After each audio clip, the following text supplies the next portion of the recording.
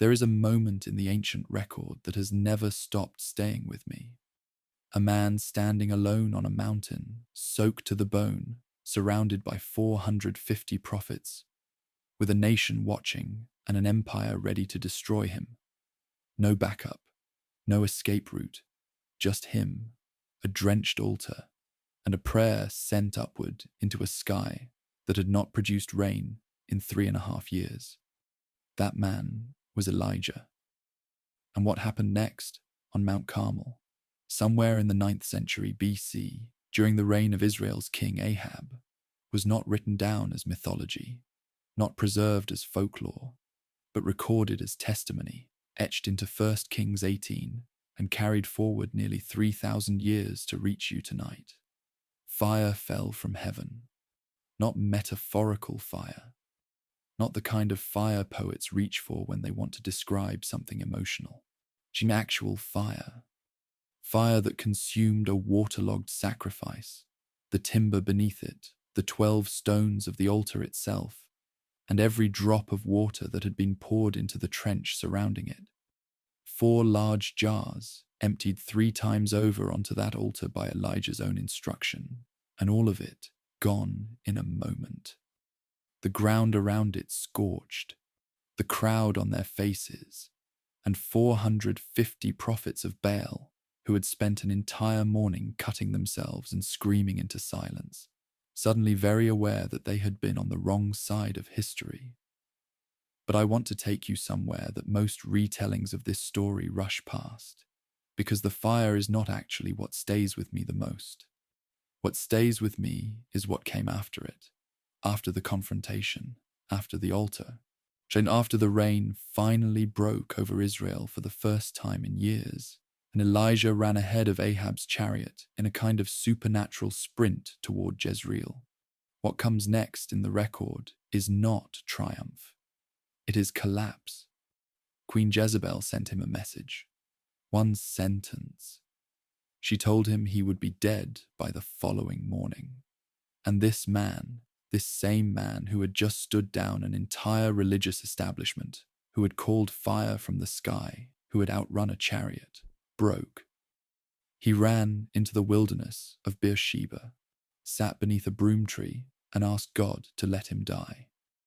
"It is enough," he said. That phrase in the original Hebrew, Rav, carries the weight of a man who has simply reached the end of what a human body and mind can hold. He was not weak. He was exhausted in the deepest possible sense of that word. Historians and biblical scholars who have studied 1 Kings 19 closely have noted that Elijah's condition maps with striking accuracy onto what we now understand as acute burnout, combined with emotional and physical depletion, the kind that follows a prolonged period of extreme stress, isolation, and hypervigilance. He had been carrying the weight of a nation's spiritual crisis largely alone, operating under a death warrant from a royal household for years before Mount Carmel ever happened. The fire was not the beginning of his story. It was the peak of an already exhausted life. And here is what I find extraordinary about what God does next. There is no rebuke. There is no vision. There is no thundering instruction to get back up and keep moving. God sends an angel, and the angel does not arrive with a sermon or a strategy. The angel touches him and says, "Arise and eat." Elijah opens his eyes and finds a cake baked on hot coals and a jar of water. He eats, he drinks, and then he lies back down and goes to sleep again. The angel comes a second time, touches him a second time, and this time says something that I think is one of the most quietly profound lines in all of ancient literature. The journey is too great for you. Not, you are too weak. Not, you have failed. The journey is too great. The acknowledgement that what this man was carrying was genuinely, legitimately, too heavy for a body running on empty to sustain. So eat first, rest first, then walk. And that is the God of fire from heaven telling one of the most powerful figures in the Hebrew prophetic tradition that sleep and food were not indulgences. They were the prerequisite for everything that came next. Elijah slept under that broom tree in the wilderness, fed by something beyond himself, and when he finally rose, he walked 40 days and 40 nights to Horeb, the mountain of God, on the strength of that meal and that rest. Tonight, you are going to hear the full story of Elijah, from the drought he declared before Ahab, to the confrontation on Mount Carmel, to the wilderness, to the still small voice that met him in a cave when the wind and the earthquake and the fire had all passed. Every layer of this story, every detail that tends to get skipped over, I have gone through the primary sources carefully, so that what you hear tonight is as close to the historical and textual record as I can bring it to you. Let it settle over you the way the quiet settled over Elijah after the fire passed. Let your body do what it was made to do.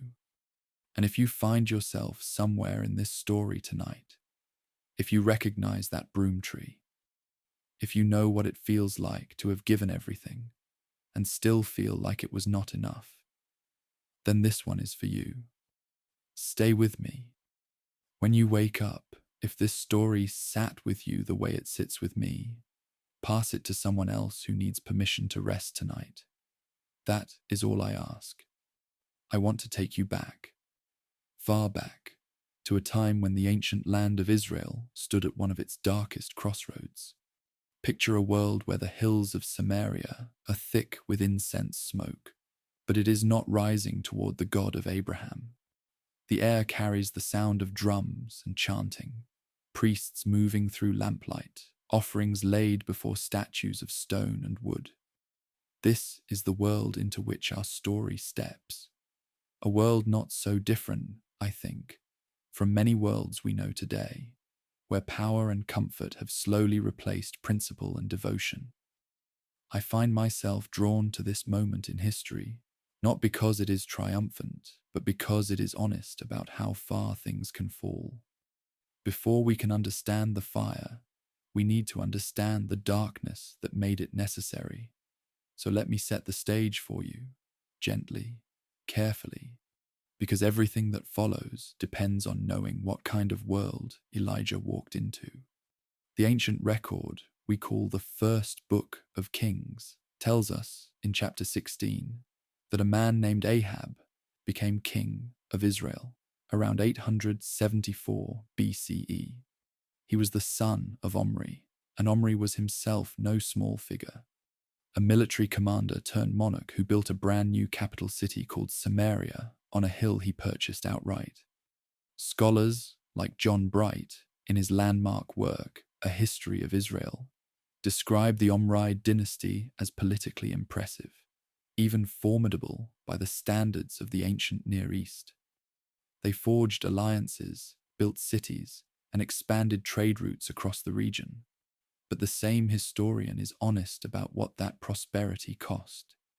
Because the Omrides did not build their power on faithfulness to YHWH, the God of Israel.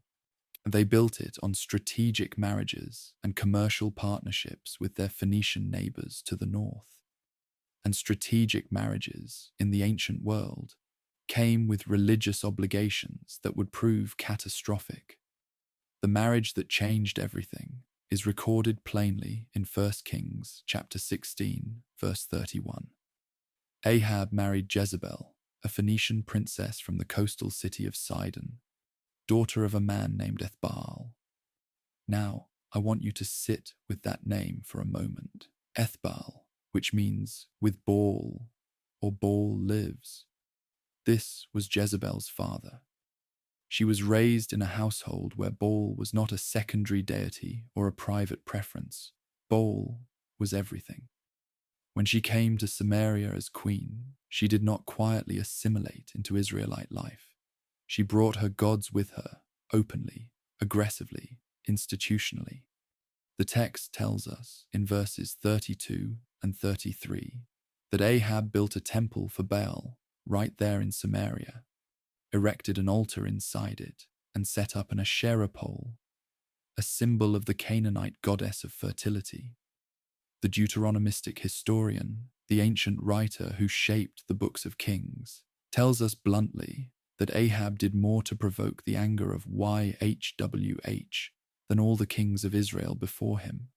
That is not a small statement. There had been some very bad kings before him. Now, who exactly was Baal? I think this matters deeply for understanding what comes later in our story. Baal, specifically Baal Hadad, was the great storm deity of the Canaanite world. He was the one who was said to ride the clouds, to send the lightning, to open the windows of heaven and release the rain. To farmers in a land that depended on seasonal Mediterranean rainfall, Baal was not some distant philosophical concept. He was survival itself. If you wanted your crops to grow, if you wanted your cisterns to fill, if you wanted your flocks to drink, Baal was the one you prayed to, the one you made offerings to, the one you feared. This is why the establishment of Baal worship in Israel under Ahab and Jezebel was not just a religious offense, it was a wholesale replacement of YHWH's identity in the minds of the people. The God who had parted the Red Sea, who had rained manna from heaven in the wilderness, who had promised rain in its season as a covenant blessing. That God was being set aside for a Phoenician storm deity with a better marketing campaign. And the text gives us one more detail in this chapter that I find quietly devastating. 1 Kings 16, verse 34, tells us that during Ahab's reign, a man named Hiel of Bethel rebuilt the city of Jericho. Now, why does that matter? Centuries earlier, when Joshua had conquered Jericho, he had spoken a curse over the ruins, recorded in the 6th chapter of Joshua, verse 26, declaring that whoever rebuilt that city would lay its foundation at the cost of his firstborn son and set up its gates at the cost of his youngest. The ancient writers are telling us that this curse was fulfilled under Ahab's watch, to a man named Hiel, whose sons Abiram and Segub died precisely as Joshua had prophesied. Think about what this detail is doing in the text. It is telling you that the old words still hold. It is telling you that the covenants made centuries ago have not expired. It is setting you up to understand that what is about to happen through Elijah is not random divine anger. It is the ancient covenant of YHWH coming back into force in a land that has forgotten it exists. What strikes me about this whole opening picture is how gradual it must have felt to the people living through it. These things rarely happen overnight. Ahab did not wake up one morning and decide to tear Israel away from its God in a single dramatic act. It happened through a marriage, then a temple, then an altar, then a pole, then the normalization of all of it across the years of his 22-year reign. The scholar Roland de Vaux, in his deeply researched work, Ancient Israel, helps us understand just how embedded these Phoenician religious practices became in the daily life of ordinary people. The prophets of Baal and Asherah, 450 of one, 400 of the other, were not hidden figures operating in secret. They ate at Jezebel's table, which is to say they were funded by the royal household, given official status, and woven into the fabric of Israelite public life. By the time Elijah arrives in the story, Baal worship is not a fringe movement. It is the state religion. And yet, and this is what I want you to hold gently as you rest tonight, the text also tells us something quiet and remarkable in these same chapters. There was a man named Obadiah, Ahab's own palace administrator, who feared YHWH greatly. We will meet him properly in a later chapter, but his presence here in the background of this dark season is worth noting. Even in the worst of times, the ancient writers seem to insist there are always those who have not bent the knee. The prophets of YHWH were being hunted. Jezebel was actively killing them. And yet Obadiah had hidden 100 of them in 2 caves, 50 in each, feeding them and keeping them alive at enormous personal risk. I find this detail quietly moving. The resistance was there. The faithfulness was there. It was hidden, yes, pressed into caves, but it was alive and breathing, waiting. And sometimes that is exactly what survival looks like in the darkest seasons. Not triumph, but persistence. Not fire, but a candle kept carefully lit in a dark place. From a theological standpoint, in what the ancient writer of 1 Kings is doing in these opening verses, is establishing what scholars call a covenantal framework. The book of Deuteronomy, particularly in chapter 11, verses 16 and 17, had laid out the terms with crystalline clarity centuries before. If the people turned away and worshipped other gods, the anger of YHWH would be kindled against them, and he would shut up the heavens so that there would be no rain, and the land would yield no produce. This was not a new threat being invented for Ahab's time. This was the old agreement, the ancient covenant made between YHWH and Israel at Sinai, being applied with terrible precision to a kingdom that had walked directly into the conditions that would trigger its consequences. What I find remarkable from an interpretive standpoint, and many scholars in the tradition of the Deuteronomistic historian share this view, is that the drought Elijah is about to announce is not arbitrary divine wrath. It is the covenant doing exactly what the covenant said it would do, through exactly the kind of man the situation required. So as I picture this world, Samaria with its gleaming Baal temple, Jezebel at court surrounded by her hundreds of prophets, the Asherah pole standing in the open air, the memory of YHWH growing faint in the minds of ordinary farmers and shepherds. I think about what kind of person it would take to walk into it. Not an army, not a king. One man, one voice. One word that would crack the political and spiritual certainty of the most powerful royal household in Israel's northern kingdom. The ancient text does not even give us this man's backstory. No birth narrative, no family history beyond the briefest of identifiers. He simply appears, the way certain turning points simply appear in history, already burning. His name is Elijah, which in Hebrew is Eliyahu, and it means something I want you to carry with you. My God is YHWH. Before he says a single word, before he calls a single fire down from heaven, his very name is an argument. His name is a declaration of war against everything Baal worship represents. His name is the whole sermon compressed into 5 syllables. This, then, is the world that awaits us. Not a comfortable world, not a tidy one, but an honest one, the kind that shows us what human hearts are capable of when they drift, slowly and comfortably, away from what they know to be true. In the chapters ahead, we are going to follow this strange, fierce, deeply human prophet through miraculous provision in the wilderness, through fire on a mountaintop, through devastating collapse in the desert, and through one of the most breathtaking exits in all of ancient literature. But tonight, I simply wanted us to stand here together at the beginning and feel the weight of the world he was born into. Because the fire, when it comes, will mean so much more having seen the darkness first. The stage is set. The drought is coming, and somewhere in the hills of Gilead, across the Jordan River, a man whose name means, my God is YHWH, is about to walk into the court of the most powerful king in Israel with a single devastating sentence. That is where we are headed next.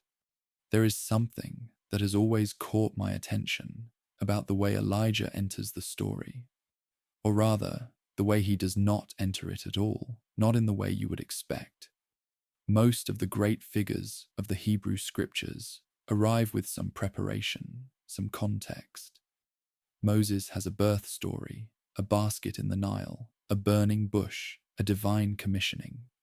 Samuel is conceived after his mother, Hannah's desperate prayer. Isaiah has a vision of the throne room of heaven. David is introduced as the youngest of Jesse's sons, overlooked by everyone until God points him out. But Elijah simply appears. No birth narrative, no family history beyond a single geographic detail. No vision, no calling scene, no dramatic moment of commissioning that the text records. He walks in already speaking, already sent, already on fire. And I think that is itself a kind of revelation about the man and the moment he inhabited. The only identification the ancient text gives us comes from the opening words of 1 Kings chapter 17, verse 1. He is called Elijah the Tishbite, from Tishbe in Gilead. Gilead was the rugged, semi-wild territory east of the Jordan River, a region known not for its palaces or its academies, but for its open land, its rocky terrain, its distance from the centers of political power. Scholars like Simon B. Parker, writing in the Anchor Bible Dictionary, note that this Eastern background fits a recognizable prophetic type in the ancient world. The outsider, the wilderness figure, the voice that comes not from within the establishment, but from its margins. What's fascinating is that even the place name Tishbe is uncertain. Some early manuscripts read it not as a town, but as a description, something closer to of the settlers of Gilead. And most honest scholars will tell you that the exact location has never been confirmed. I want to acknowledge that uncertainty openly, because the text itself does not make a fuss about it.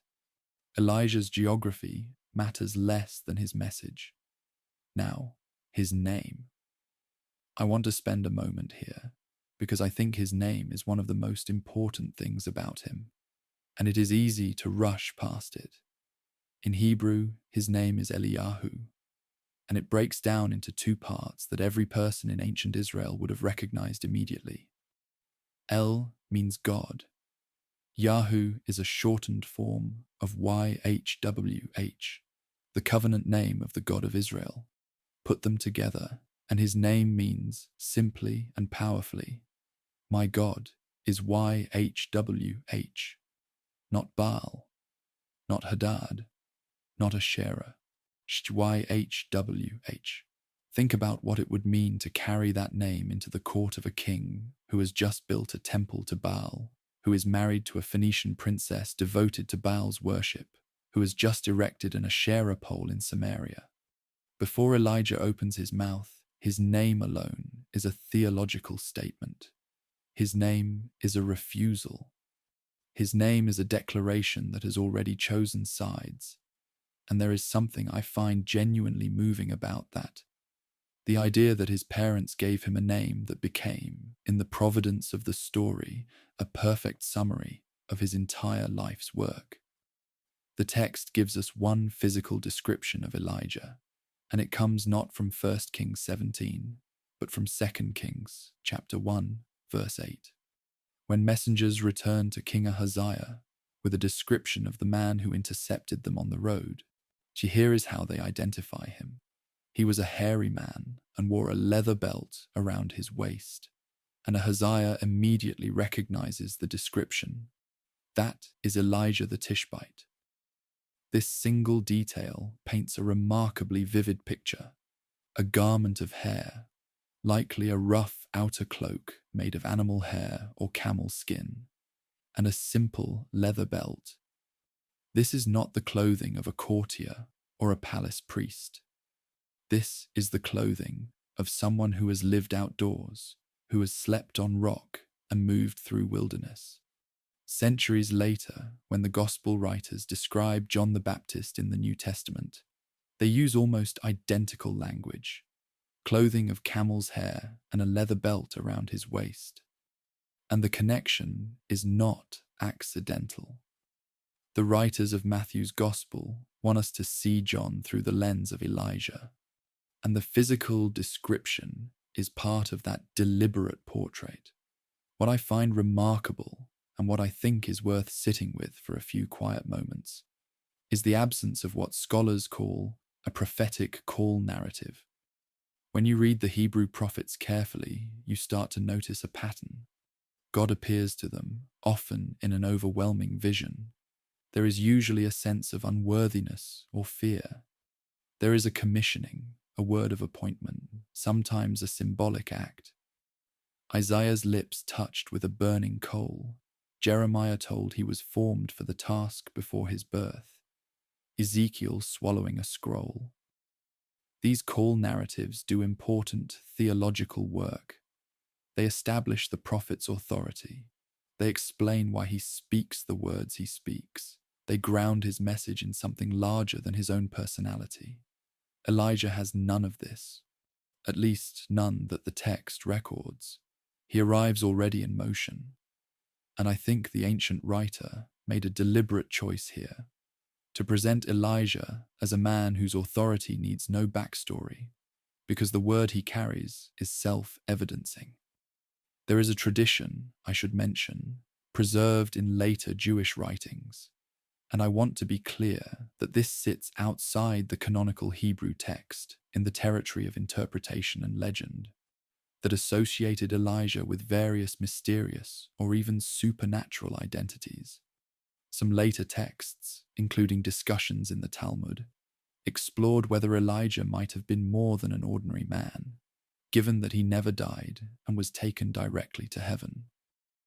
These are fascinating conversations in the tradition, but I think we can appreciate them without needing them to explain Elijah's power. What the canonical text gives us is already extraordinary enough.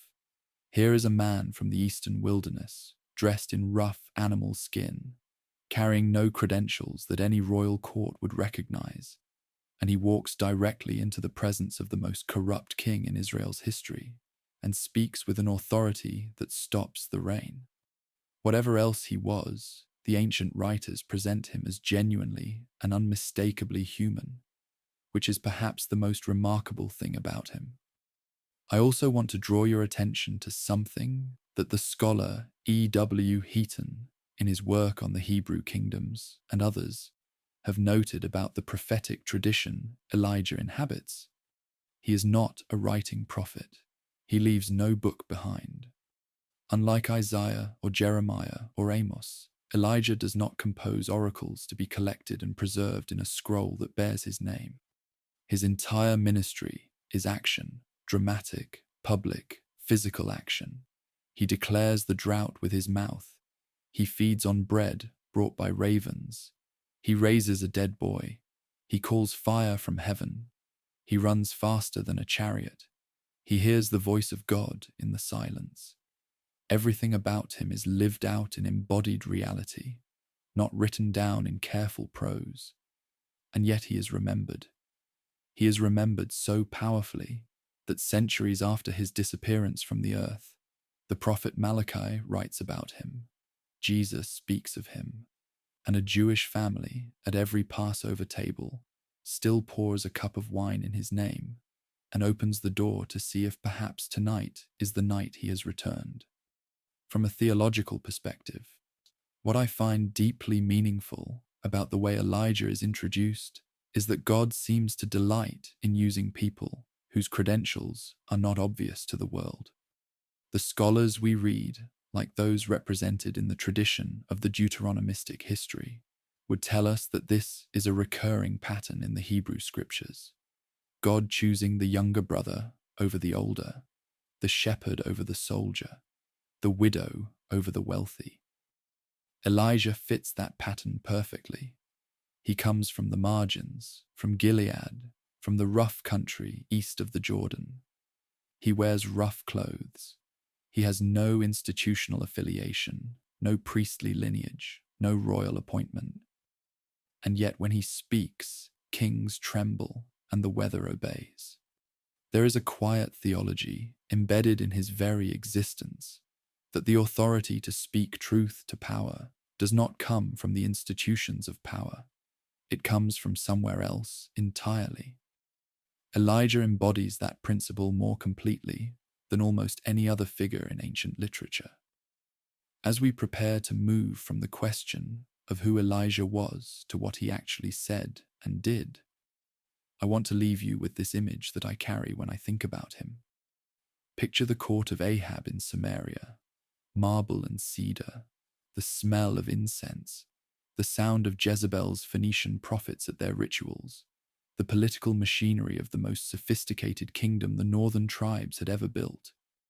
And then imagine a figure at the edge of all that, in rough animal skin clothing, with no letter of introduction, no title, no retinue, no recorded backstory. He stands there not because any institution sent him, not because any king invited him, but because something older and deeper than any of those things called him there. What he is about to say will take 3 words in the Hebrew, something very close to, "There shall be no rain." And those 3 words will reshape the next 3.5 years of history for an entire nation. We have now spent time together in the world that shaped Elijah's moment, and we have looked honestly at the man himself, what little the ancient text tells us, what we can reasonably infer, and where the honest answer is simply that we do not know. I find something restful in that honesty, personally. Not every question needs to be answered for the story to be true and worth hearing.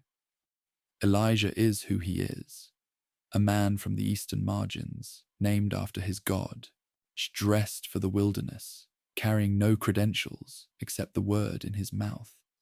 And that word is about to fall on the court of Ahab, like a stone dropped into still water, sending ripples outward through the centuries in ways that no one standing in that room could have imagined. In our next chapter, we will hear that word spoken. We will feel the weight of what it announced, and we will begin to understand why a single sentence from one man's mouth could change the weather.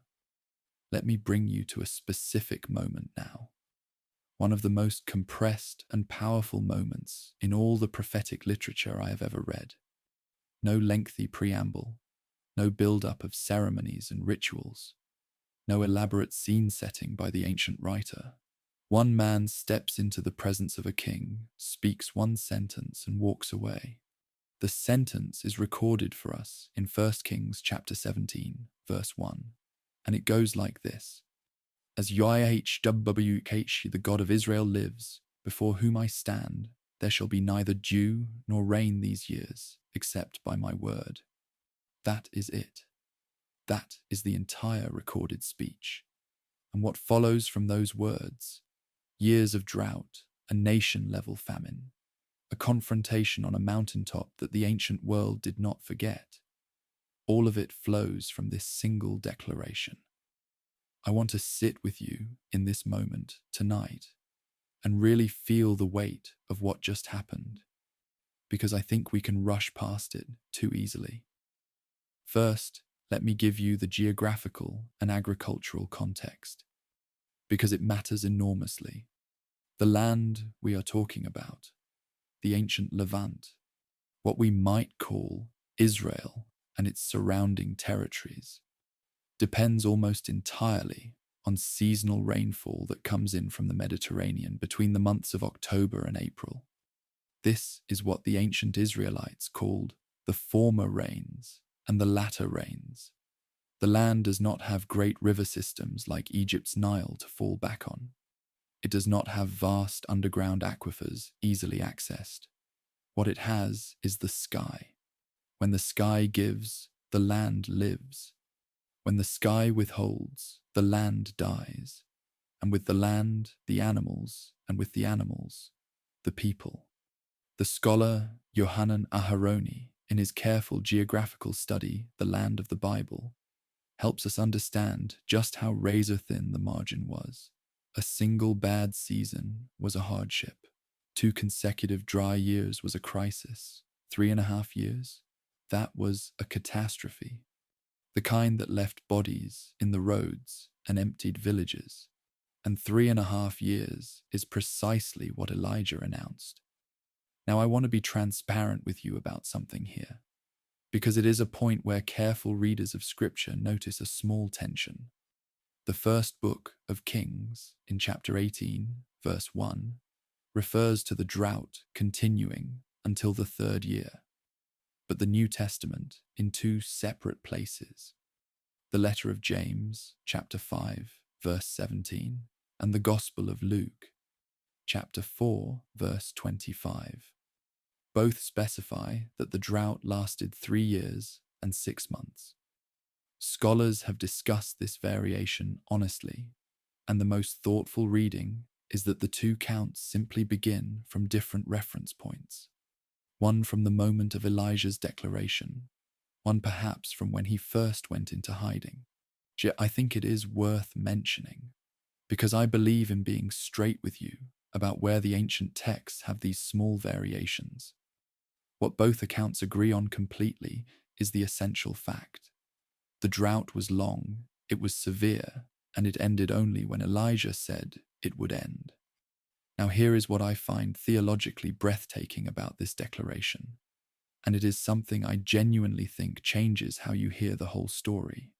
Baal-Hadad, the god that Ahab had just enshrined in a brand new temple in Samaria, the deity that Jezebel's family had served for generations, the storm god of the Canaanite world, was specifically and precisely the god of rain. His domain was the clouds. His power was the thunder. His gift to his worshippers was the moisture that made the crops grow.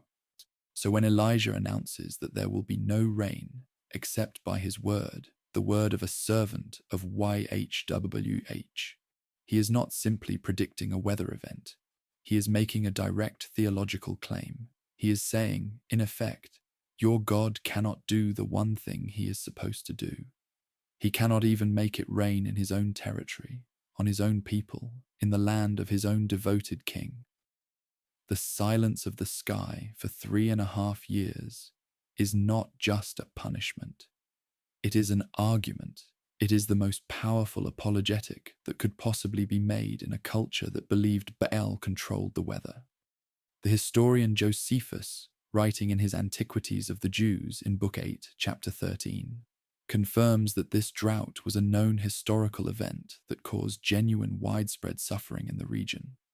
He describes it not as a minor, local incident, but as a catastrophic failure of rainfall that affected the land at a national scale.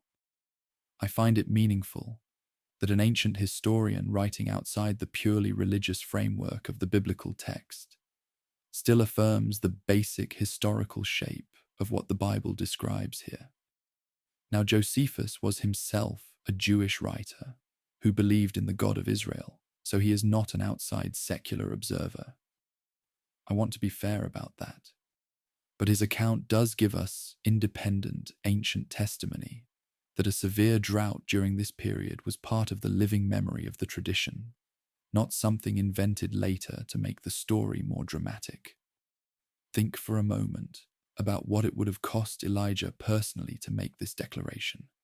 He was not standing in a neutral country or a safe city.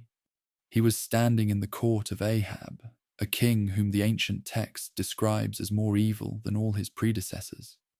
He was in the territory where Jezebel had been systematically hunting down and killing the prophets of YHWH. We will see that later, but it was already happening. He had no army, no institutional backing, no prophetic guild to return to for protection.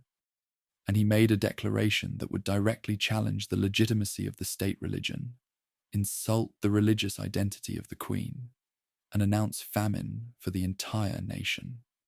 This was not a safe speech. This was not a calculated political move designed to maximize survival. This was a man who believed so completely in what he was saying that the consequences to himself appear not to have entered the calculation at all. That kind of courage, rooted not in self-confidence but in absolute conviction, is something I find both ancient and strangely contemporary. There is also something I want you to notice in the specific wording of his oath. because the ancient language is doing careful work. Elijah says, "As YHWH, the God of Israel lives, before whom I stand." That phrase, "before whom I stand," is a phrase of service, of attendance, of being present before a superior. When a servant stood before a king in the ancient world, it meant they were in that king's employ, under that king's authority, available to that king's commands. Elijah is saying, in the grammar of his own culture, I serve YHWH. I stand in YHWH's presence. My authority comes from him. And note the implicit contrast. He is standing before Ahab physically, but spiritually, his attendance is before YHWH. He is in the king's court, but he is not the king's man. That single phrase establishes the entire dynamic of the confrontation without ever becoming openly disrespectful. It is diplomatic and defiant at the same time, and I find it a remarkable piece of ancient rhetoric. The passage in Deuteronomy that underlies this whole event, chapter 11, verses 16 and 17, had been part of Israel's covenantal memory for centuries before Elijah's birth. It reads, essentially, as a warning. If your heart turns away and you serve other gods, the anger of YHWH will be kindled, and he will shut up the heavens so that there will be no rain. The ancient writers of the books of Kings read history through this lens, and they are inviting us to do the same. What Elijah announces is not something he invented. He is not improvising a curse based on his own outrage. He is reading the covenant back to a king who has violated it, with all the precision of someone who knows exactly which clause has been triggered. Many scholars in what is called the Deuteronomistic tradition, the scholarly term for the theological framework shaping the books of Joshua through Kings, see Elijah as the covenant's human voice in this particular moment, speaking what the agreement had always said would happen if things reached this point. As the weight of that declaration settles, I want to gently acknowledge something about how this chapter of the story has sometimes been misread. The drought is occasionally presented as if it were simply God being angry and lashing out, but the texture of the ancient text resists that reading. This is not impulsive divine anger.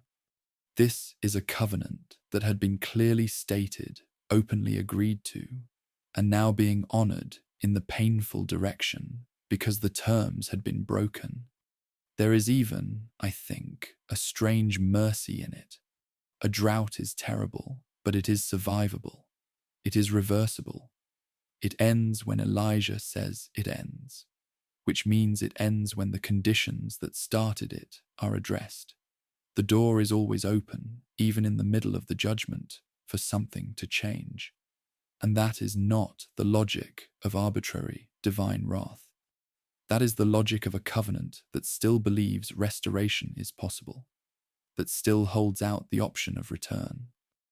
So here we are, at the close of this chapter, holding together several remarkable threads, a declaration spoken in a single breath that unleashed years of consequence, a theological confrontation aimed directly at the heart of Baal's claimed domain, and a man from the eastern wilderness who stepped into the most powerful court in the northern kingdom with nothing but a word and walked away having changed the weather. What comes immediately after this declaration is something I find equally extraordinary, because the same God who sent Elijah to make this announcement now immediately hides him, provides for him in unexpected ways, and begins the long, hidden season before the great confrontation. The drought is declared, the silence of the sky has begun, and God is about to show Elijah and us that when he closes one door, he opens another, often in the last place anyone would think to look. That is the story we carry into our next chapter together. There is something I find quietly wonderful about what happens immediately after Elijah delivers the most explosive prophetic declaration in a generation. He does not escape to a city. He does not gather followers or form a resistance movement. He does not go into the wilderness to strategize. The very next verses of 1 Kings chapter 17, verses 2 through 4, tell us simply that the word of YHJ came to Elijah saying, "Leave here, turn eastward, and hide in the Wadi Cherith, east of the Jordan. You will drink from the brook, and I have directed the ravens to supply you with food there." I want you to rest in that for a moment. God's instruction to his prophet after the most audacious confrontation with royal power is essentially, "Go hide by a stream and let me take care of feeding you." There is a rhythm here, courage followed by hiddenness, action followed by rest, that I find deeply human and deeply comforting. The Wadi Cherith, which you will also see spelled Cherith in some translations, was located east of the Jordan River. Elijah's home territory was Gilead, which was itself east of the Jordan. So in a sense, God was sending him home, or close to it. The exact location of this wadi has never been pinpointed with certainty, and I think we can be honest about that without it troubling the story. What the text gives us is not a map coordinate, but a picture. A remote ravine, away from Ahab's reach, away from Jezebel's informants, away from the politics and religious noise of Samaria. The scholar John Gray, in his detailed commentary on 1st and 2nd Kings in the Old Testament Library series, she notes that the region east of the Jordan was rugged, sparsely populated territory where a person could genuinely disappear from royal sight for an extended period. This was not symbolic hiding. This was practical, protective concealment in terrain that worked in Elijah's favor. Now let me tell you what happened at the Brook Cherith, because the ancient text records it with beautiful simplicity. 1 Kings 17, verse 6 says, "The ravens brought him bread and meat in the morning, and bread and meat in the evening, and he drank from the brook." Ravens. Morning and evening. Bread and meat. Every day, without fail. For as long as he was there. I have read this passage many times, and I am always struck by how matter-of-fact the ancient writer is about it. There is no elaborate description of the miracle. No theological commentary inserted by the narrator. No dramatic account of the first morning when Elijah woke up and watched the birds arrive. The text states it plainly, as though it is simply what happened, and leaves the reader to sit with the wonder of it. That restraint, I think, is part of what makes the story so powerful. The ancient writer is not trying to impress you. He is just telling you what occurred. Here is something I want to draw your attention to, because it carries real theological weight. Ravens in the Mosaic Law, specifically in Leviticus chapter 11, verse 15, and Deuteronomy chapter 14, verse 14, are listed among the ritually unclean birds. An Israelite was not supposed to eat a raven, touch a raven's carcass, or have any consuming relationship with a raven. They were birds of the wilderness, birds of death and carrion in the ancient Israelite imagination. And yet these are the creatures God chose to feed his prophet. Not doves, not clean birds, not angels in visible form. Ravens, the unclean, the unexpected, the culturally impure.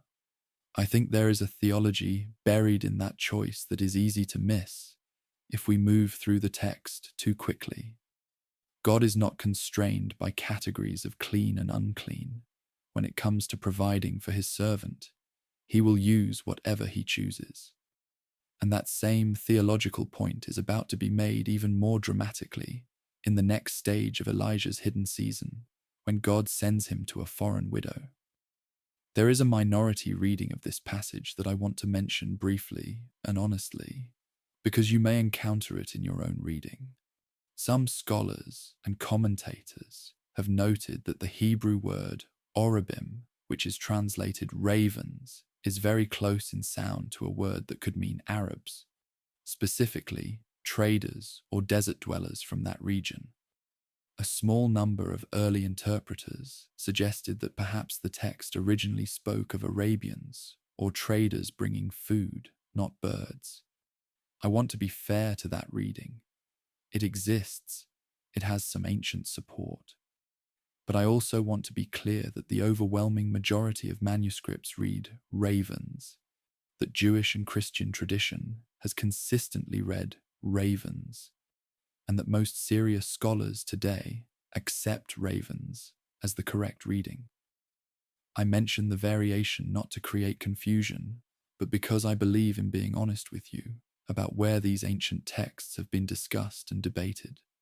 The story of the ravens is, by every major scholarly measure, what the text actually says.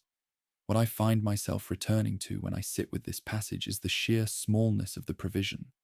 Not a feast, not abundance. Bread and meat twice a day. Enough. The brook provided water. The ravens provided food. The hidden ravine provided safety. Everything Elijah needed was there, but only what he needed, and only for each day as it came. There is something in this that feels like a deliberate echo of the manna in the wilderness from the Exodus story. Daily, just enough, requiring a kind of daily trust that God would show up again tomorrow, the way he showed up today. I think the ancient writers were drawing that connection intentionally. The God who fed Israel in the desert is the same God feeding his prophet in a ravine east of the Jordan. The means are different, manna then, ravens now, but the logic is exactly the same. I will provide for those I have sent, one day at a time, in exactly the measure that is needed. And then, verse 7 tells us, the brook dried up because there was no rain in the land.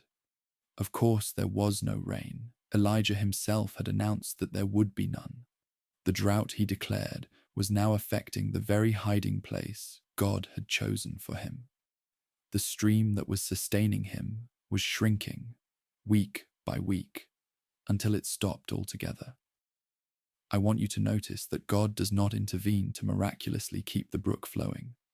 The brook dries up as brooks do in droughts. The natural consequence of the supernatural announcement plays out in full, even in the place of divine provision. There is something honest and even bracing about that detail. God's protection of Elijah does not mean insulation from the effects of the world. It does not mean the drought somehow skips his hiding place. The brook dries up, and when it does, God speaks again, not to refill the brook, but to send Elijah somewhere new.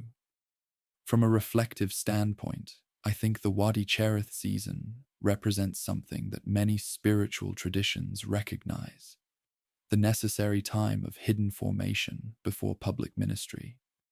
Elijah has made his declaration. He has confronted the most powerful man in the kingdom. And now, instead of immediately riding that momentum into further action, he is placed in a ravine east of the Jordan, beside a brook, receiving his meals from birds most people would not touch. It is a season of radical dependence. It is a season where the only lesson available is, I cannot provide for myself, and I do not need to, because something larger is attending to me.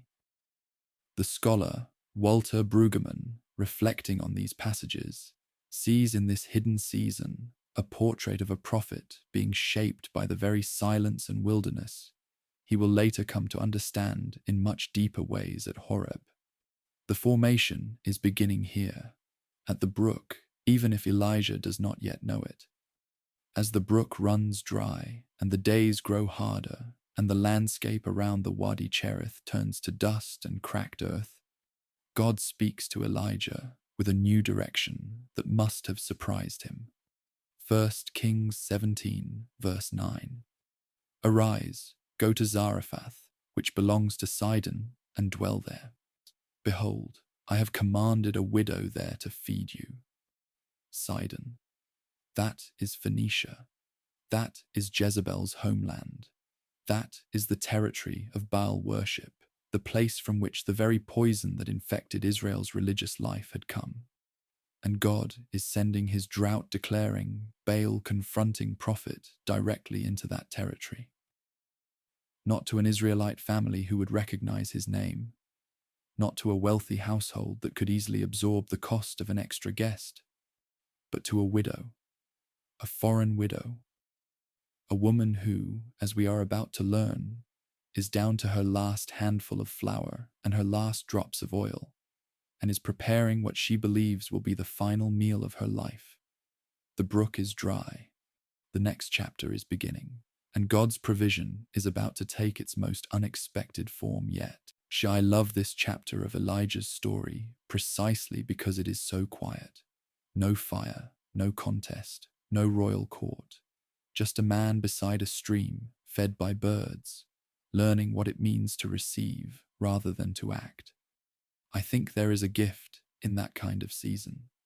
The kind where there is nothing to do but stay and rest and trust that the same God who sent you is watching the brook and knows when it's time to move.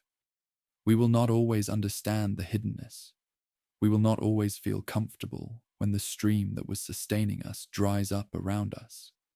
But the story of the Wadi Cherith suggests that the drying of the brook is not abandonment. It is transition. It is God preparing a new provision that we could not have imagined from where we were standing. That is where Elijah is headed now, out of the ravine toward Zarephath, toward a widow, a handful of flour, and one of the most intimate miracles in the entire biblical narrative. I want to take you now to a scene that has stayed with me every time I return to it. A city gate in Phoenicia, the midday heat pressing down on dry stone, a woman bent over gathering sticks from the ground. She is not gathering wood for a fire that will cook a feast. She is gathering the last fuel she can find to cook the last food she has for herself and her son before they sit down to wait for death. This is the woman God has chosen to shelter his prophet. This is the household God has described as prepared, as ready, as set apart for this purpose, a foreign widow at the end of her resources in a city that belongs to the homeland of the queen who is hunting Elijah. I find this detail almost breathtaking in its audacity.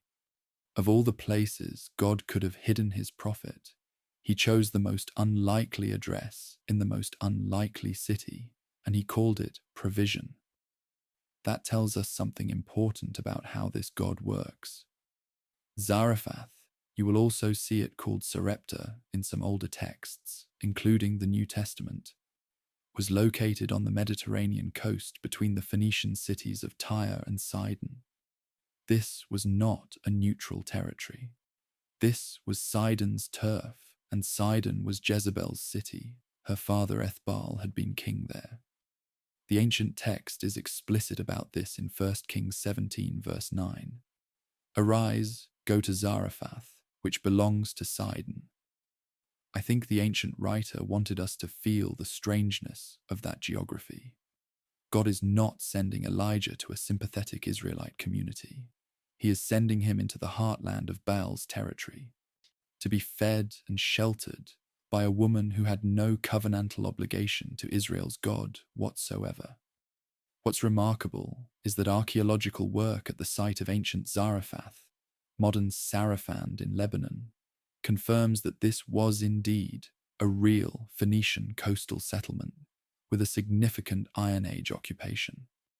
The place the text describes is a real place. The journey Elijah made was a real journey across real terrain. The meeting at the city gate is recorded for us in 1 Kings 17, verses 10 through 12. And I want to walk through it slowly because each detail matters. Elijah arrives at the gate, sees a widow gathering sticks, and calls out to her, asking first for a little water in a jar so that he can drink, and then, as she goes to get it, calling after her to bring him a piece of bread as well. And her answer stops everything. She says in verse 12, "As YHWH, your God lives, I have nothing baked, only a handful of flour in a jar and a little oil in a jug. And now I am gathering a couple of sticks that I may go in and prepare it for myself and my son, so that we may eat it and die." Notice three things here that I find remarkable. First, she swears her oath by YHWH, the God of Israel, not by any Phoenician deity, which suggests she had some awareness of who this God was. Second, her situation is genuinely desperate, not low on food, but at the literal end of it.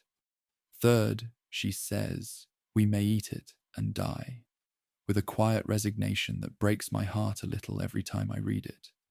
Now, here is where Elijah says something that requires real courage, or perhaps real faith, which at this level are the same thing. And 1 Kings 17, verse 13. "Do not fear. Go and do as you have said. But first make me a little cake of it and bring it to me, and afterward make something for yourself and your son. First, make me one first." I have thought about this moment many times. Elijah is asking a starving widow, on the day she has decided is her last, to give her final food to a stranger before she feeds herself or her child. This is not a request that makes any ordinary human sense, and yet he makes it, and he follows it immediately with a promise that is either the most generous gift imaginable or a profound cruelty, depending entirely on whether it turns out to be true. "The jar of flour shall not be spent," he says in verse 14, "and the jug of oil shall not be empty, until the day YHWH sends rain upon the earth." And she does it. She goes and does as Elijah said. The text tells us in verse 15, simply, that she went and did. I want you to feel the weight of that action. This woman has no reason, no theological, cultural, or rational reason to trust this stranger from a foreign nation who is standing at her gate asking for food she does not have. She has one reason only: the word he spoke. Something in how he spoke it, something in the authority that the ancient narrative consistently attaches to Elijah's words, moved her to act on a promise before she had any evidence that the promise was real. She made the bread, she brought it to him, and then she went to make something for herself and her son, and the flour was still there, and the oil was still there. Verse 16 says it plainly. The jar of flour was not spent, neither did the jug of oil become empty, according to the word of YHWH that he spoke by Elijah. I want to pause here and share what I genuinely find most moving about this moment. Setting aside the miracle of the flour and the oil for just a second, it is the act of going and doing. The widow did not argue. She did not negotiate. She did not ask Elijah for proof before she committed her last resource to his word. She simply went. In a tradition full of stories of faith, this anonymous Phoenician woman, never named in the canonical text, never given a patronym or a city record, acts with a quietness and completeness of trust that I find more striking than many of the celebrated acts of faith in the Hebrew scriptures. The ancient writers do not comment on it effusively. They just record it. She went and did. And because she went and did, she and her son ate for many days. What's fascinating is the significance this story carried for Jesus of Nazareth centuries later. When Jesus stood up in the synagogue in Nazareth, recorded in Luke chapter 4, verses 25 and 26, and he wanted to make a point about how God's grace has never been limited to ethnic or religious insiders. This is the story he reached for. He said essentially, there were many widows in Israel in Elijah's day, when the drought came and the famine was severe throughout the land. And yet Elijah was sent to none of them. He was sent to a widow in Zarephath, in the land of Sidon. The people in the synagogue were furious when he said it, so furious that they drove him out of town and tried to throw him off a cliff. That reaction tells you something about how pointed the observation was. The miracle of the flour and oil did not happen in Israel. It happened in Baal's territory. It happened for a Gentile woman. And Jesus wanted his own people to sit with the discomfort of that truth. From a theological standpoint, what this episode establishes is something that I think runs as a quiet thread through Elijah's entire ministry and through much of the Hebrew prophetic tradition more broadly. The God of Israel is not a God who operates only within the boundaries Israel has drawn. His provision does not require the recipient to have the right genealogy or the right religious credentials. The widow of Zarephath had neither. She was a Phoenician woman in a Sidonian city who swore an oath by a God she referred to as your God, not yet her own. And yet she was chosen, fed, sustained. The scholar Walter Brueggemann, in his commentary on these texts, sees in Zarephath a profound foreshadowing of the New Testament understanding that divine grace crosses every border human beings erect. I think that is right. I think the ancient writer of 1 Kings was already reaching towards something larger than a single people's story. As the days continue at Zarephath, the jar refilling, the oil replenishing, the little household surviving day by day in the middle of a national famine, there is a strange peace to this period of the narrative. Elijah is hidden, he is fed, he is sheltered by an unlikely host in an unlikely city. But the ancient text does not let this peace settle for long, because before we can fully exhale, something devastating enters the story. 1 Kings 17, verse 17, begins with these words. After this, the son of the woman, the mistress of the house, became ill, and his illness was so severe that there was no breath left in him. The child stops breathing. The woman who gave her last flour to feed a prophet now turns to that same prophet with grief and accusation in her voice, wondering if his presence in her home has somehow brought judgment down on her. The miracle of the flour and oil has just been followed by the worst thing a mother can face. And what Elijah does next is the most intimate and human moment we have yet seen from this fierce and fiery prophet. I find the story of the widow of Zarephath to be one of the most quietly radical passages in the entire Hebrew Bible. It is the story of a foreign woman in a foreign city, in the heartland of the very religion that Israel was supposed to be resisting, and she becomes the site of God's most tender provision. The flour does not run out, the oil does not empty, and the table that was set for a final meal before dying becomes a table that sustains life through a famine that is destroying everything around it. That is what I want to leave with you from this chapter. The image of a small jar and a small jug, persistently, quietly, impossibly full. God's provision does not always come in fire and thunder. Sometimes it comes in a handful of flour that should have run out yesterday but didn't. And as we move into our next chapter, we are going to stay in this same small house in Zarephath, because the deepest miracle of this season is not the flour or the oil. It is a boy who stops breathing, Joan, a prophet who refuses to let that be the end of the story. I want to stay with you in this small house in Zarephath for a little longer, because what happens next in 1 Kings chapter 17 is something that stopped me cold the first time I really read it carefully. We are in a Phoenician widow's home. The flour has been multiplying.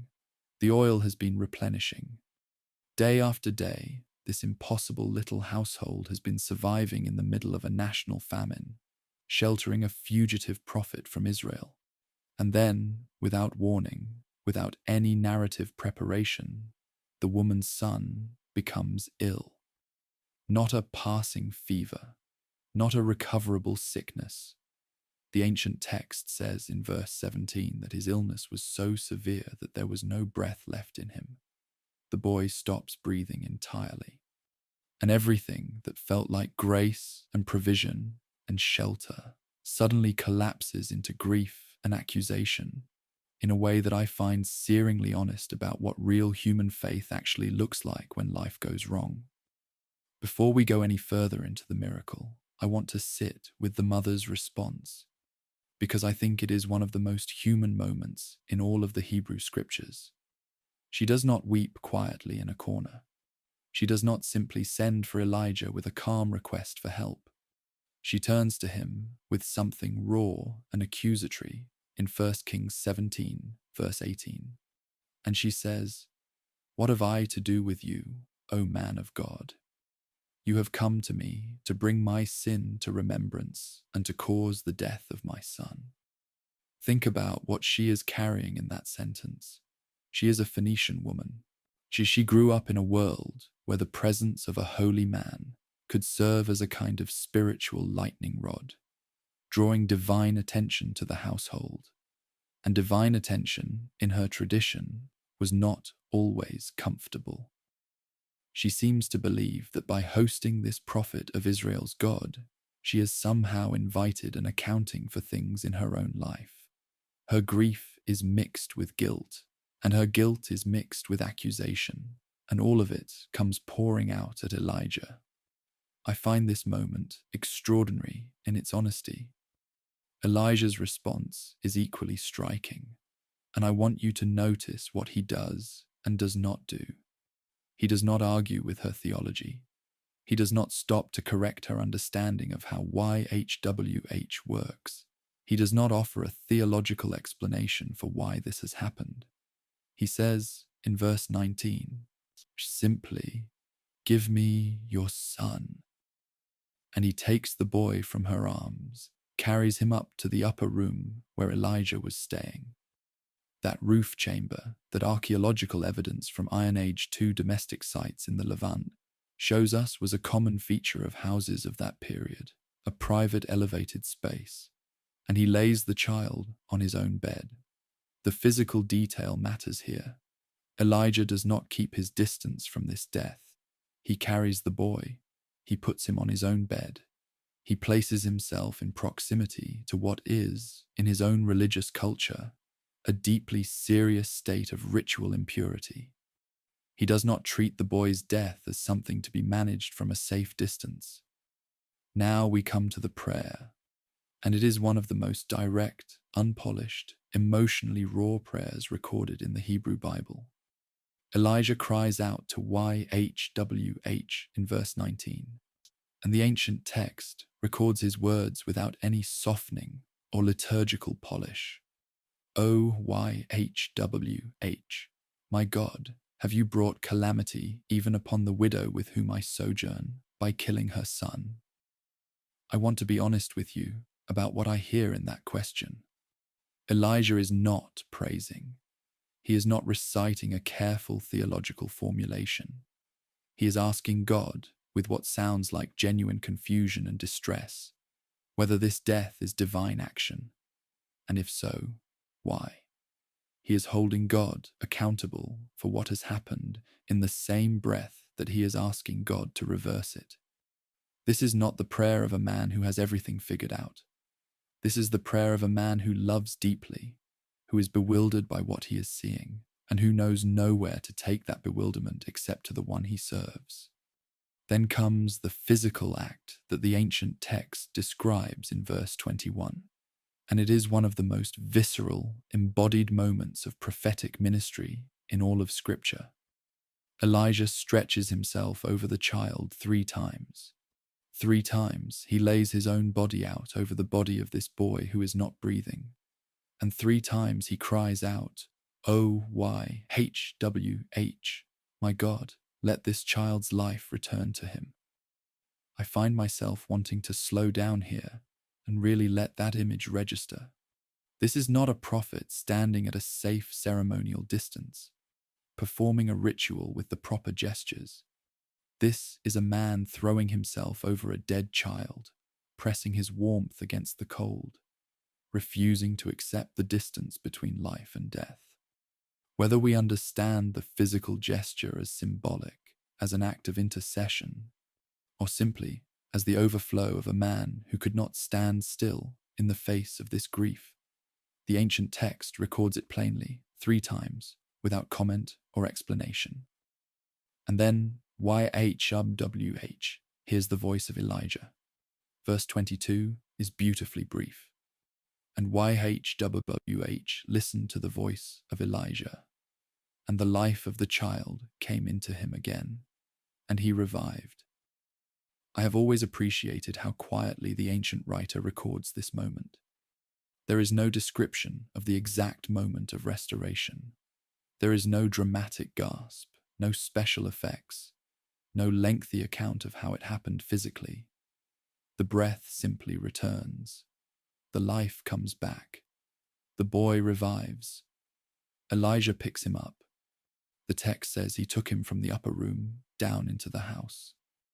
And he brings him to his mother and says those plain, spare words in verse 23. See, your son lives. 3 words in the English. Possibly 3 in the Hebrew.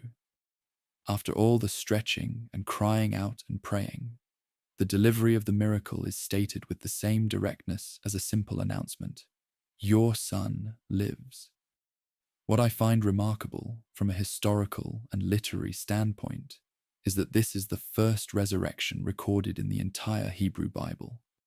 Nowhere before this passage, not in Genesis, not in Exodus, not in the writings of any earlier prophet, does the text record a dead person being returned to life through the ministry of a human being. This is new territory in the biblical narrative, and the ancient writers knew it, I think, which is why subsequent stories echo it so deliberately. When Elijah's successor, Elisha, performs a remarkably similar act in 2 Kings chapter 4, lying over the dead son of the Shunammite woman, the parallel is so close that it reads like a deliberate literary connection, as if Elisha is carrying forward something Elijah began. And centuries later, when Jesus raises the widow of Nain's son in Luke chapter 7, the gospel writer seems to want us to see that story through the lens of both Elijah and Elisha, the pattern established at Zarephath reaching forward through centuries of sacred memory. The widow's response, recorded in verse 24, is the theological climax of this whole episode. She says to Elijah, "Now I know that you are a man of God, and that the word of YHWH in your mouth is truth." I want to sit with that confession for a moment, because it is carefully worded. She does not say, "Now I believe in your God." She does not undergo some formal conversion or make a covenant declaration. She says, "I know now that the word in your mouth is truth." Her faith has been tested and proven not by theological argument, but by lived experience. The flower that kept appearing, the oil that kept replenishing, and now the breath that returned to her son's body. She has been persuaded not by doctrine, but by reality. And there is something in that. The idea that the most convincing apologetic is not a debate won, but a life genuinely touched, that I find consistently moving across the long tradition of biblical testimony. As I reflect on the full shape of this episode at Zarephath, I am struck by how much of Elijah's character we learn here that we would never learn from the fire from heaven story alone. Here he is not commanding elements or confronting kings. Here he is carrying a dead child up narrow stairs. Here he is praying a prayer that sounds more like argument than worship. Here he is weeping, or if not weeping, then whatever it is that makes a man stretch himself 3 times over a child who is not breathing. The fierce prophet who stood in Ahab's court without flinching is the same man who cannot stay composed in the upper room of a widow's house in Phoenicia when a boy stops breathing. Both of those things are true about him at the same time. And I think the ancient writers preserved that complexity deliberately. Elijah is not a statue of prophetic courage. He is a human being who loves, who prays, who is sometimes confused, and who serves a God who shows up in response to raw, unpolished, desperate prayer. This chapter closes, I think, with a picture of something restored. Not just a child's life, but a relationship. The widow's initial trust that led her to use her last flower. The suspicion and grief that erupted when her son died. The raw accusation she leveled at this prophet in her home. All of it has been brought through to something that the text describes simply as knowledge.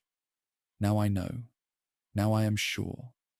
And Elijah, who has just performed the most unprecedented miracle in the prophetic tradition up to this point, does not dwell on it, does not celebrate it, does not turn it into a sermon. He simply hands the boy to his mother. Your son lives. What comes next in his story is a return to the public stage, because the long hidden season is drawing to a close. God is about to tell him it is time to go back to Ahab, and time to face the drought, time to bring the confrontation that has been building since that first sentence was spoken in the royal court of Samaria. The brook has dried. The widow's son is breathing, and the prophet, who has been hidden east of the Jordan and sheltered in Phoenicia, is about to step back into the full view of a nation that has forgotten his God. There is a moment in stories like this one, and I think you may recognize it from your own life as well, when the long hidden season ends and it is time to go back. The preparation is finished, though you may not feel finished. The formation has done its work, even if you cannot yet name everything it has built in you. For Elijah, that moment comes in the opening verse of 1 Kings chapter 18, when the word of YHWH comes to him with a simple and direct command. Go, show yourself to Ahab, and I will send rain on the earth. 3 years of drought, 3 years of hiding, ravens at a brook, a widow's jar that would not empty, a dead boy made alive again. And now, go back, show yourself, walk back into the court of the man who has every reason to want you dead. I find the simplicity of that command both bracing and quietly thrilling, because it comes with a promise attached: I will send rain, which means the confrontation that is coming is not the end of the story. It is the turning point. But before Elijah reaches Ahab, he encounters someone else entirely. Someone I think deserves far more attention than he usually gets in the telling of this story. His name is Obadiah, and the ancient text introduces him in 1 Kings 18, verse 3, with a description that is immediately striking. He is Ahab's palace administrator, the man in charge of the royal household, the highest domestic official in the kingdom, the person who managed the day-to-day operations of the most powerful court in northern Israel. And the very next thing the text says about him, before we know anything else about his politics or his competence or his background, is this: Now Obadiah feared YHWH greatly. I want you to feel the weight of that juxtaposition. He works for Ahab. He serves in Jezebel's palace. He manages the household of the man who built a Baal temple in Samaria. And he fears YHWH greatly. Those two realities exist simultaneously in this man, and the ancient writer wants us to notice both of them. Here is what I find remarkable about Obadiah, and what I think elevates him from a minor narrative convenience to a genuinely important figure in this story. Verse 4 tells us what he had done when Jezebel was cutting off. The text uses that stark verb, cutting off, the prophets of YHWH, while the queen was systematically executing the servants of Israel's God. Obadiah had taken 100 of those prophets, hidden them in 2 caves, 50 in each, and fed them with bread and water. Think about what that required. He was a man in Jezebel's palace, which means he was under her authority, dependent on her patronage, subject to her scrutiny. Every resource he used to feed those prophets was a resource that had to be quietly diverted from the royal household budget without attracting attention. Every trip to those caves was a trip that could have ended his freedom and his life if discovered. He was not hiding 2 or 3 people in a spare room. He was sustaining 100 men in 2 separate locations through an active purge. The logistics alone are staggering. The scholar Roland de Vos, writing in his careful study, Ancient Israel, helps us understand something about how ancient Near Eastern palace administration actually worked. And that understanding makes Obadiah's position even more precarious than a modern reader might immediately grasp. A palace administrator in the ancient world was not simply a bureaucratic manager. He was a personal representative of the royal household, deeply entangled with the ideology and religious commitments of the monarchy he served. To be Ahab's palace administrator while secretly sheltering YHWH's prophets was not just a moral tension. It was an operational impossibility that Obadiah was somehow managing through sheer ingenuity and presumably extraordinary faith.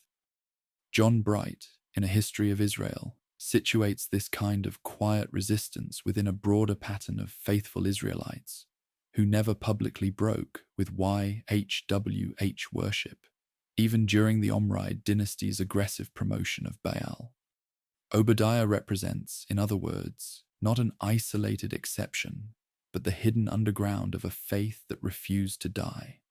Now, the meeting between Elijah and Obadiah is one of the most humanly tense encounters in the entire narrative, and I want to walk through it with you slowly.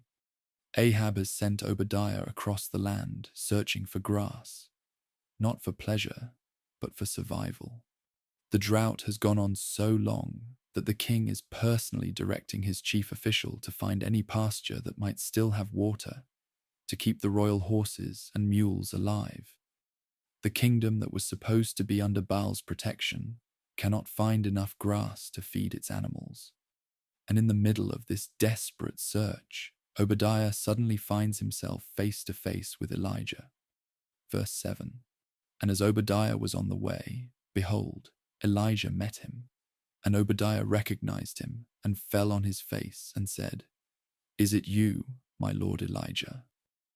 The man who has been hidden for years, the most wanted prophet in Israel, has simply stepped onto the road in front of the king's own household manager. Elijah tells Obadiah to go tell Ahab that he is here, that Elijah is present and ready to be seen. And what follows, in verses 9 through 14, is one of the most revealing pieces of dialogue in the whole story, because Obadiah's response tells us exactly what the last 3 years have felt like from inside the kingdom. He is terrified, not because he mistrusts Elijah, but because he has seen what can happen. He explains that Ahab has searched for Elijah in every nation and kingdom, making those nations and kingdoms swear that Elijah was not among them and has found nothing. And Obadiah knows what it would mean if he went to Ahab saying Elijah was here, and then the spirit of YHWH carried Elijah away before Ahab arrived. Ahab would kill Obadiah for giving false information. He even recounts his own faithfulness. He describes the 100 prophets in the caves, the bread and water he brought them, almost as if he is pleading with Elijah to understand the risk he has been carrying all this time. What I hear in Obadiah's speech is the exhaustion of a man who has been faithful in secret for a very long time, and is frightened that one more thing might break the fragile balance he has maintained. Elijah's response is direct and reassuring, and I think it carries a weight of authority that goes beyond mere command. He says in verse 15, As YHWH of hosts lives, before whom I stand, I will surely show myself to him today. That oath as YHWH of hosts lives, before whom I stand, is the same kind of oath Elijah swore at the beginning of the drought story. It is the language of a man who is not operating on his own initiative or his own courage. He is standing before YHWH, which means YHWH has authorized this step, which means YHWH will make it work. Obadiah hears that, and he goes. He goes to Ahab and tells him where Elijah is, and Ahab comes to meet the prophet. 3 years, nationwide searches, international inquiries, and Elijah walks up to Ahab by simply stepping onto a road in response to God's timing. I want to reflect for a moment on what Obadiah represents theologically, because I think he is a figure who speaks to a question that many people carry quietly. What does faithfulness look like when you cannot be publicly faithful? He could not stand on a mountaintop and declare the name of YHWH. He could not organize a public prayer movement or openly defy the Queen's religious program. He was inside the system, constrained by his position, dependent on maintaining enough trust in Jezebel's household to keep doing the small, essential, hidden work of sheltering the people God needed sheltered. The ancient writer does not seem to judge him for that. The text does not call him a coward or a compromiser. It calls him a man who feared YHWH greatly, and it shows us the evidence of that fear in bread brought to 100 men hidden in caves. I find that deeply encouraging personally. The recognition that courage takes many shapes, and that faithful hiddenness is sometimes exactly what the moment requires.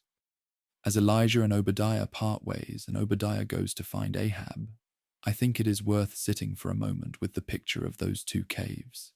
50 prophets in one, 50 in another, fed by a palace official who was risking everything to keep them alive. They did not know. I'm sitting in those caves, that on a particular day in the 3rd year of the drought, the man God had been shaping in the wilderness would step back onto a road and set in motion the events that would change everything. They were just surviving, just breathing, just trusting that the faithfulness they had maintained was not wasted, and it was not. Their survival and Obadiah's courage in sustaining them would matter in the shape of what came next. The underground faith of those years was about to meet the public fire that Elijah was carrying. And when those two things met, the world of Baal worship in Israel was about to face the most concentrated moment of divine challenge it had ever encountered. So here we are, at the edge of the confrontation that the whole story has been building toward. Obadiah has done his part, the quiet, a unglamorous, dangerous part of holding the faith underground while the drought did its terrible work on the surface.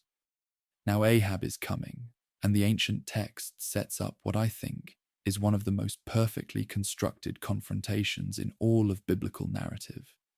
The man who has been hunting Elijah for 3 years is walking toward him. The man who announced the drought is waiting to receive him.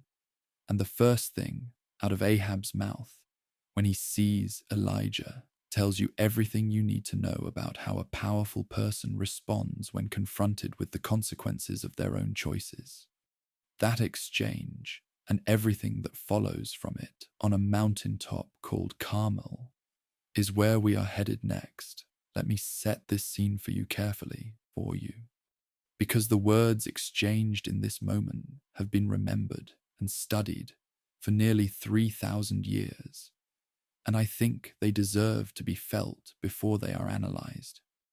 Ahab, king of Israel, the most powerful political figure in the northern kingdom, the man who has built a Baal temple and married a Phoenician queen and presided over the worst drought in living memory, walks toward Elijah, the man he has been searching for across nations and kingdoms, is simply standing there in front of him. And when Ahab finally reaches him, after 3 years of searching, after the suffering and the famine and the death, the first thing the king says, recorded in 1 Kings 18 verse 17, is this: "Is that you, the troubler of Israel?" I find something almost darkly comic about that question. 3 years, international manhunt. And his opening line is an accusation that Elijah caused the problem. It tells you, without any further commentary needed, exactly what kind of man Ahab was. The Hebrew word translated troubler is ochre, and I want to spend a moment with it because it carries a specific and deliberate resonance in the biblical tradition. This same word appears in one of the most significant episodes of failure in Israel's early history, the story of Achan in Joshua chapter 7.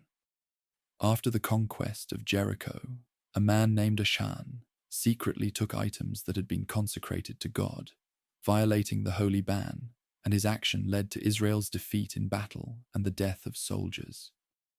When Achan is confronted and executed, Joshua says to him, "Why have you brought this trouble, ochre, on us?"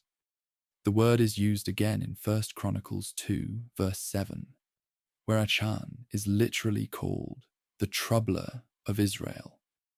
So when Ahab uses this exact word to describe Elijah, when he calls him the ochre Yisrael, the troubler of Israel, he is invoking the language of covenant violation and national disaster. He is, in effect, accusing Elijah of being to this generation what Achan was to Joshua's generation, the man whose sin brought catastrophe on the whole nation. And Elijah's response is immediate, clean, and devastating. 1 Kings 18, verse 18. "I have not troubled Israel, but you have, and your father's house, because you have abandoned the commandments of YHWH and followed the Baals." He takes the accusation and turns it back, with the same word in the same breath. "You are the ochre, not me. You, your father Omri, and his alliance politics. You and your Phoenician marriage. You and the Baal temple you built in Samaria. You and the Asherah pole. You are the one who abandoned the commandments. I am not the cause of this drought. The cause of this drought is the covenant violation that the drought was always designed to address." In the entire biblical narrative, I cannot think of a more precise or economical piece of prophetic rhetoric. He does not shout. He does not perform. He simply reverses the charge with the accuracy of a man who knows exactly whose hands are actually responsible for what has happened. Then Elijah does something that requires, I think, a rather staggering level of confidence. He issues a command to the king. Not a petition, not a request, not a careful diplomatic proposal, a command. Verse 19, "Now therefore send and gather all Israel to me at Mount Carmel, she and the 450 prophets of Baal and the 400 prophets of Asherah who eat at Jezebel's table." Consider what Elijah is doing here.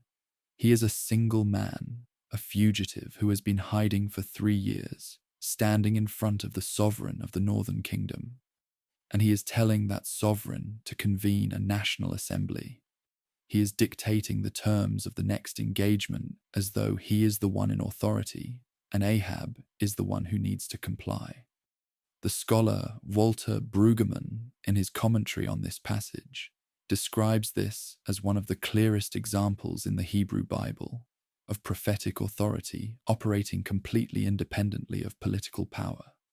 The word of YHWH simply asserting itself over royal prerogative. And I want to draw your attention to a small detail in verse 19 that has puzzled careful readers for centuries. Elijah summons both the 450 prophets of Baal and the 400 prophets of Asherah. Both groups are gathered, according to verse 20. And yet, when the contest on Mount Carmel actually takes place in the verses that follow, the 400 prophets of Asherah are simply nowhere to be found in the narrative. They appear in the summoning and then vanish from the text entirely. The 450 prophets of Baal are the ones who participate in the contest, are the ones who fail to call fire, and are the ones who are later executed at the Kishon River. What happened to the 400 prophets of Asherah? The ancient text does not tell us, and I want to be straightforwardly honest with you. This is a genuinely disputed question that scholars have discussed without arriving at a definitive answer. Some suggest they simply were not present on the day. Others propose textual reasons. The honest answer is that we do not know, and the text does not say. Mount Carmel is where everything will come to a head, and its choice as the location for this confrontation carries its own significance. The Carmel Ridge runs northwest to southeast across the northern part of the land, overlooking the Jezreel Valley, a landscape that every person in the ancient kingdom would have known, would have recognized as meaningful. There is historical and archaeological evidence that Carmel was a site of religious significance across multiple traditions, a liminal, elevated, sacred kind of place where heaven and earth were understood to feel closer than usual. Yohanan Aharoni, in the Land of the Bible, documents the significance of the Carmel region in the geography of ancient Israel. Josephus, writing in Antiquities of the Jews, also locates the contest there and treats it as geographically specific, not symbolic. The choice of Carmel, I think, is part of what makes this confrontation so perfectly constructed. It is a visible, high, open place where the entire nation can see what happens, where there is no possibility of a private arrangement or a managed outcome. And Ahab complies. This is the detail that I find most quietly remarkable in this exchange. Verse 20. So Ahab sent to all the people of Israel and gathered the prophets together at Mount Carmel. The king who has been hunting Elijah for 3 years, whose wife has been systematically executing the prophets of YHWH, whose religious program Elijah has just directly accused of causing the national catastrophe. This king does what Elijah tells him to do. He calls the assembly. He gathers the prophets. He sends messengers across the kingdom. Why? The text does not explain his motivation, and I think it is right not to speculate too heavily. Perhaps some residual fear of YHWH remained in Ahab, despite everything. Perhaps he was politically calculating enough to think that a public contest might settle the question in Baal's favor and strengthen his position. Perhaps the famine had broken something in his certainty. The ancient writer, characteristically, tells us what Ahab did, not what he was thinking. What matters is that the assembly happens. I want to step back for a moment from the narrative and think about what this confrontation represents theologically, because I think it is easy to read this story as simply a dramatic contest between a good prophet and some bad priests, and miss what is actually at stake. This is not primarily a story about Elijah's courage, impressive as that courage is. This is a story about who controls the rain. The entire theological architecture of the confrontation is built around that specific question, because Baal was specifically and exclusively the god of storms and rain in the Canaanite religious system. If YHWH can answer by fire and then release rain on command, and Baal cannot do either of these things on his most important day in front of his most devoted servants, then the central claim of Baal worship has been falsified in the most public and irrefutable way possible. The Deuteronomistic tradition that shapes the books of Kings understood that this confrontation was not about competing religions in the abstract. It was about which specific claim was demonstrably true in the concrete world of weather and fire and rain. As I think about Ahab walking back from this encounter to organize the National Assembly, I find myself thinking about the quiet power of that reversed accusation that Elijah delivered. You have troubled Israel, not me. You. There is something about that moment, the clarity of it, the refusal to accept a false framing. So the courage to name responsibility accurately, even when the person being named has the power to have you killed, that I find genuinely moving. The prophetic tradition in Israel was not primarily about predicting the future. It was primarily about telling the truth in the present. And telling the truth in the present, when the present is controlled by people who prefer a comfortable lie, is always the most dangerous and most necessary thing available. Elijah had been doing it since the first sentence he ever spoke in the biblical record. He was doing it again now, on a road somewhere in northern Israel, in front of a king who had just accused him of causing a disaster that the king himself had caused. So the stage is fully set now. The National Assembly is being called. The prophets are being gathered.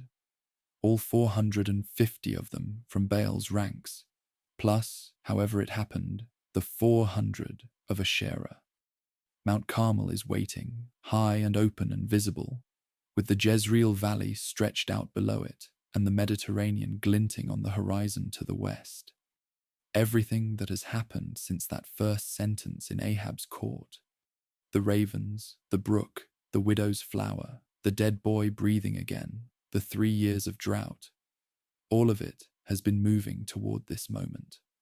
One prophet, 450 opponents, one mountain, one question that the entire nation needs to have answered. And I think, as we close this chapter and rest for a moment before moving forward, the most important thing to hold on to is this. Elijah is not going to Carmel because he is brave. He is going because he has already stood before YHWH by the brook in the widow's upper room, and in the desert of his own hiddenness, and what he has found there is more solid than anything 450 prophets of Baal can bring to a mountaintop. I want to take you up a mountain tonight. I want you to feel the morning air of the Carmel Ridge, cool and sharp after the dry heat of the valley below, the smell of dust and stone and the faint remnant of a world that has not had rain in 3.5 years. The Jezreel Valley stretches out to the east, brown and cracked, and in the distance you can see the shimmer of the Mediterranean to the west. And gathered on this mountain, gathered because a king issued a summons and a prophet commanded it, is a crowd. Israel is here. The royal court is here. And standing across from a single man in rough animal skin clothing are 450 men who serve Baal-Hadad, the storm deity, the rain god, the one this nation has been told holds the weather in his hands. Everything has been building to this moment. What happens on this mountain today will be remembered for thousands of years, passed from parent to child, carried across every culture that has ever read these ancient pages. And it begins not with fire, but with a question. 1 Kings 18, verse 21, records the opening words of Elijah's address to the gathered people of Israel. And I want to quote them to you directly, because the precise language matters enormously. How long will you waver between two opinions? If YHWH is God, follow him. But if Baal is God, she follow him. The Hebrew phrase translated waver between two opinions is pasa al-shtei hasepim, and it is one of those expressions that resists clean translation. The word pasa can mean to limp, to hop, to leap between things. It is actually the same root as the word for Passover, though the connection there is complex and disputed. What it communicates is a picture of someone trying to stand on two unstable surfaces simultaneously, lurching from one to the other, committing fully to neither. And the people's response to this direct question, verse 21 tells us, the people did not answer him a word. Silence. Complete silence. 3.5 years of drought, famine, and suffering. And when directly asked to choose, the people choose silence. I find that silence remarkably human and remarkably recognizable. Elijah then states the terms of the contest plainly, and I want to walk through them with you because the structure is deliberate and fair. 2 bulls, 2 altars. The prophets of Baal choose 1 bull, lay it on their altar on wood, and call on the name of their god. Elijah will do the same with the other bull on YHWH's altar. The God who answers by fire, he is God. The people respond to this proposal in verse 24, with their only words in this entire episode. It is well spoken. They agree to the terms.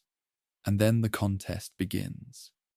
Elijah, with a kind of composed authority that I find almost startling given the circumstances, gives the 450 prophets of Baal the first opportunity.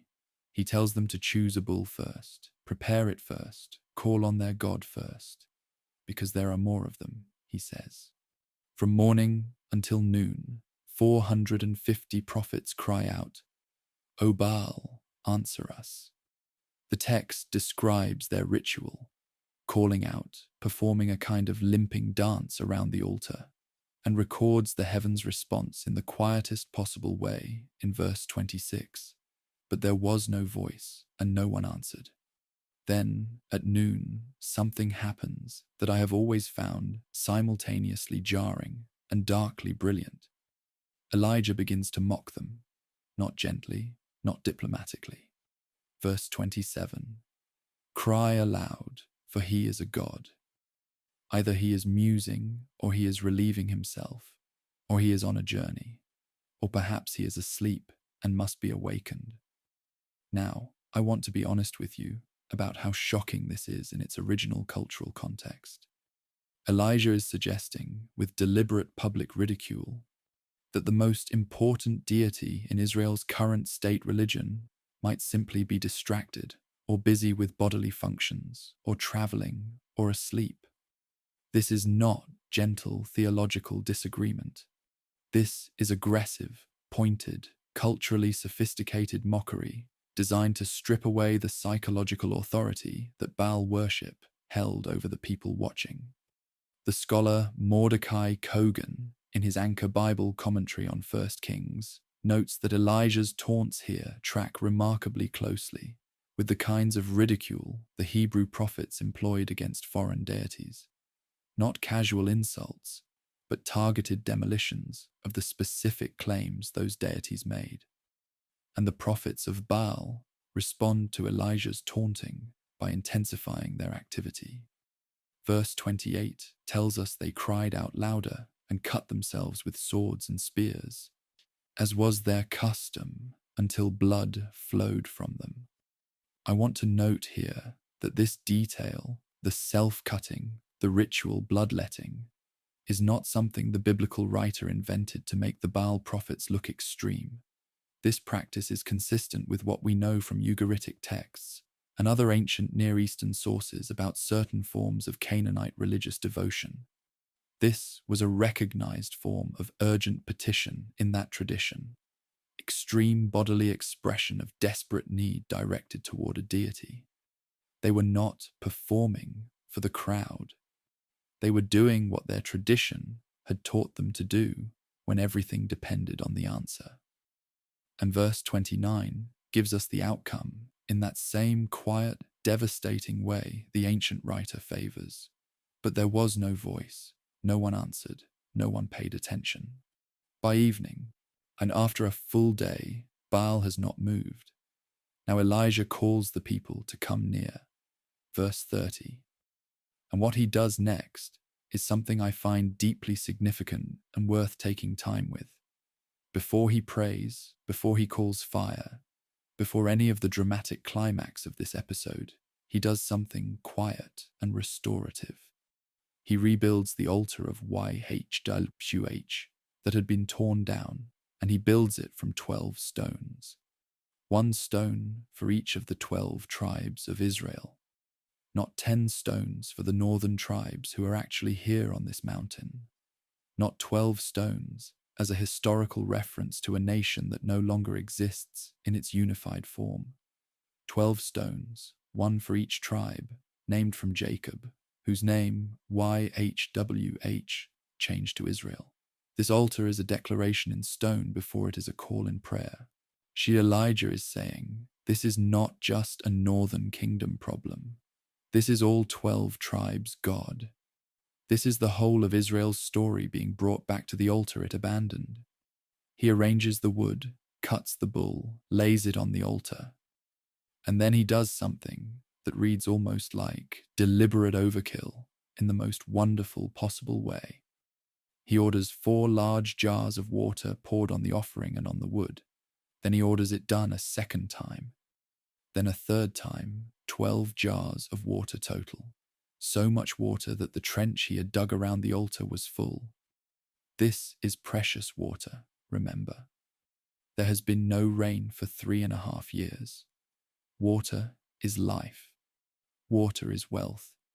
Water is the very thing that has been absent and longed for across every cracked field and dried brook in Israel. And Elijah is pouring it over the altar, soaking everything, making the task of fire starting by any natural means absolutely impossible. I think this is deliberate theatre, and I think it is brilliant. When the fire falls, there will be no possible explanation for it that anyone present can construct from natural causes. The water guarantees that. Then Elijah prays, and after a full day of 450 men performing rituals, dancing, bleeding, and shouting, Elijah's prayer occupies just 3 verses, and it is the simplest prayer imaginable. 1 Kings 18, verses 36 and 37. O YHWH, God of Abraham, Isaac, and Israel, let it be known this day that you are God in Israel, and that I am your servant, and that I have done all these things at your word. Answer me, O YHWH, answer me, that this people may know that you, O YHWH, are God, and that you have turned their hearts back. What strikes me every time I read this prayer is what it is not asking for. It is not asking for Elijah to win. It is not asking for Baal to be humiliated. It is asking for the people to know. It is asking for the people's hearts to be turned back. The entire contest, from Elijah's perspective as expressed in this prayer, is not about the drama. It is about what happens in the hearts of the people watching. Then the fire falls. Verse 38. Then the fire of YHWH fell and consumed the burnt offering, and the wood and the stones and the dust, and licked up the water that was in the trench. Not just the offering, not just the wood, the stones, the dust, the water, everything. The ancient writer lists every element that was there, as if to make sure we understand that nothing was left untouched. Nothing was left to provide an alternative explanation. Nothing escaped the absolute thoroughness of what YHWH sent in answer to a 3-verse prayer after a day of silence on Baal's side. And the people's response, recorded in verse 39, is immediate and total. And when all the people saw it, they fell on their faces and said, YHWH, he is God. YHWH, he is God. Twice. The same declaration, twice. The crowd that could not answer Elijah's opening question with a single word now fills the mountain with those 4 syllables. Not because they have been coerced, because they have seen. I want to close this chapter by staying with the image of that moment. The mountain, the consumed altar, the soaked trench licked clean, 450 silent prophets of Baal, and a crowd of ordinary Israelites face down in the dust, saying the name of their God twice over. I think the ancient writer intended for us to feel the release in that moment, the way a tension that has been building for years, not just since the drought began, but since the Baal temple went up in Samaria, since the Asherah pole was erected, since Jezebel's prophets began eating at the royal table, finally breaks open in something that sounds like recognition. They knew. They had always known, somewhere beneath the accommodation and the drift and the silence. And this moment on Carmel cracked that silence open. The fire that fell on the offering was consuming more than wood and stone. It was consuming years of ambiguity and equivocation in the hearts of the people watching. What comes next, the execution of the prophets, the return of the rain, and the extraordinary run of the prophet ahead of the chariot, flows directly from this moment, and that is where we are going next. I want to be straightforward with you as we enter this chapter, because it contains an event that I think deserves honest engagement rather than either quick glossing over or sensationalized drama. The fire has fallen on Mount Carmel. The crowd has fallen to its faces and spoken the name of YHWH twice over with one voice. And now, while that declaration is still ringing in the mountain air, Elijah turns to the gathered people and says, in 1 Kings 18, verse 40, "Seize the prophets of Baal, let not one of them escape." And they are seized. And they are brought down from the mountain to the Kishon River at the base of the Carmel Ridge. And there, the text tells us with its characteristic unembellished brevity, Elijah slaughtered them, all 450 of them. I am not going to pretend that this is a comfortable moment for most modern readers, because it is not, and I think the text is not asking us to find it comfortable.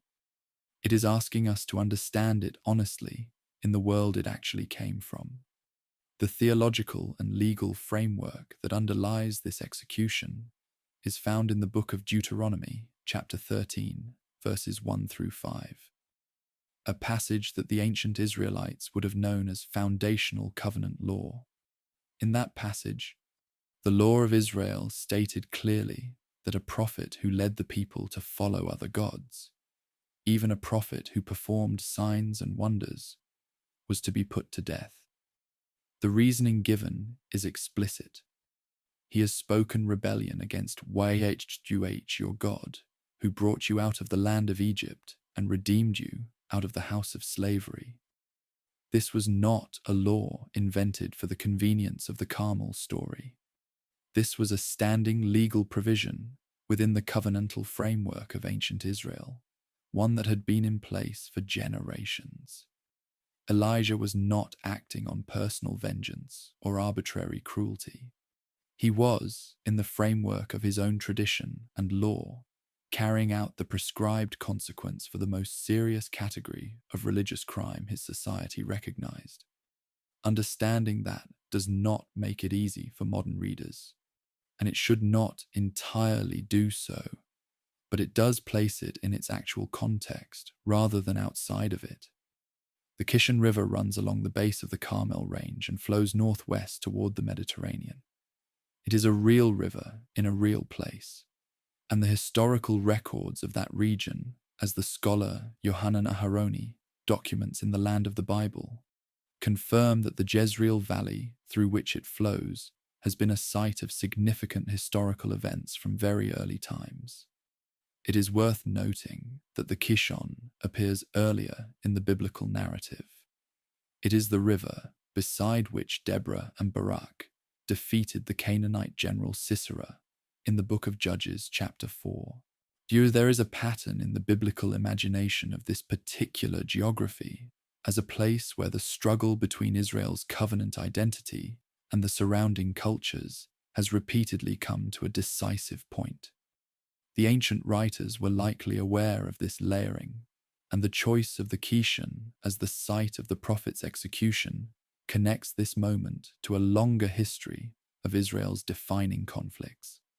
Now, after this sharp and difficult moment, something shifts in the narrative. And the shift is so abrupt, so immediate, that I think the contrast is intentional. Elijah tells Ahab to go up and eat and drink, because there is the sound of rushing rain, not the sight of clouds. not the smell of moisture in the air, the sound of rain, which presumably means Elijah is hearing something in the spiritual dimension that has not yet materialized in the physical world. Ahab goes up to eat, and Elijah goes back up to the top of Carmel and crouches down. Verse 42 describes him pressing his face to the ground between his knees, and he prays. He does not announce.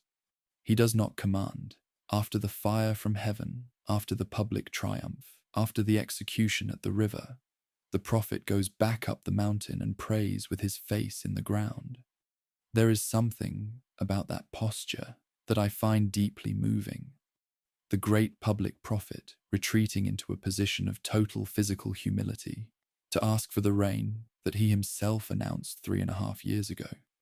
Then begins one of the most carefully paced pieces of narrative in the whole Elijah cycle. Elijah sends his servant. The text mentions a servant here for the first time, a detail that tells us Elijah had a traveling companion during this return to public ministry, to go and look toward the sea. The servant goes, looks, and comes back. Verse 43. There is nothing.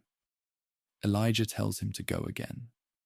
7 times in total, Elijah sends his servant to look toward the Mediterranean. 6 times the servant returns with nothing to report. And on the 7th time, only on the 7th time, there is something. And what is that something? One of the most quietly beautiful images in this entire narrative. Behold, a small cloud like a man's hand is rising from the sea.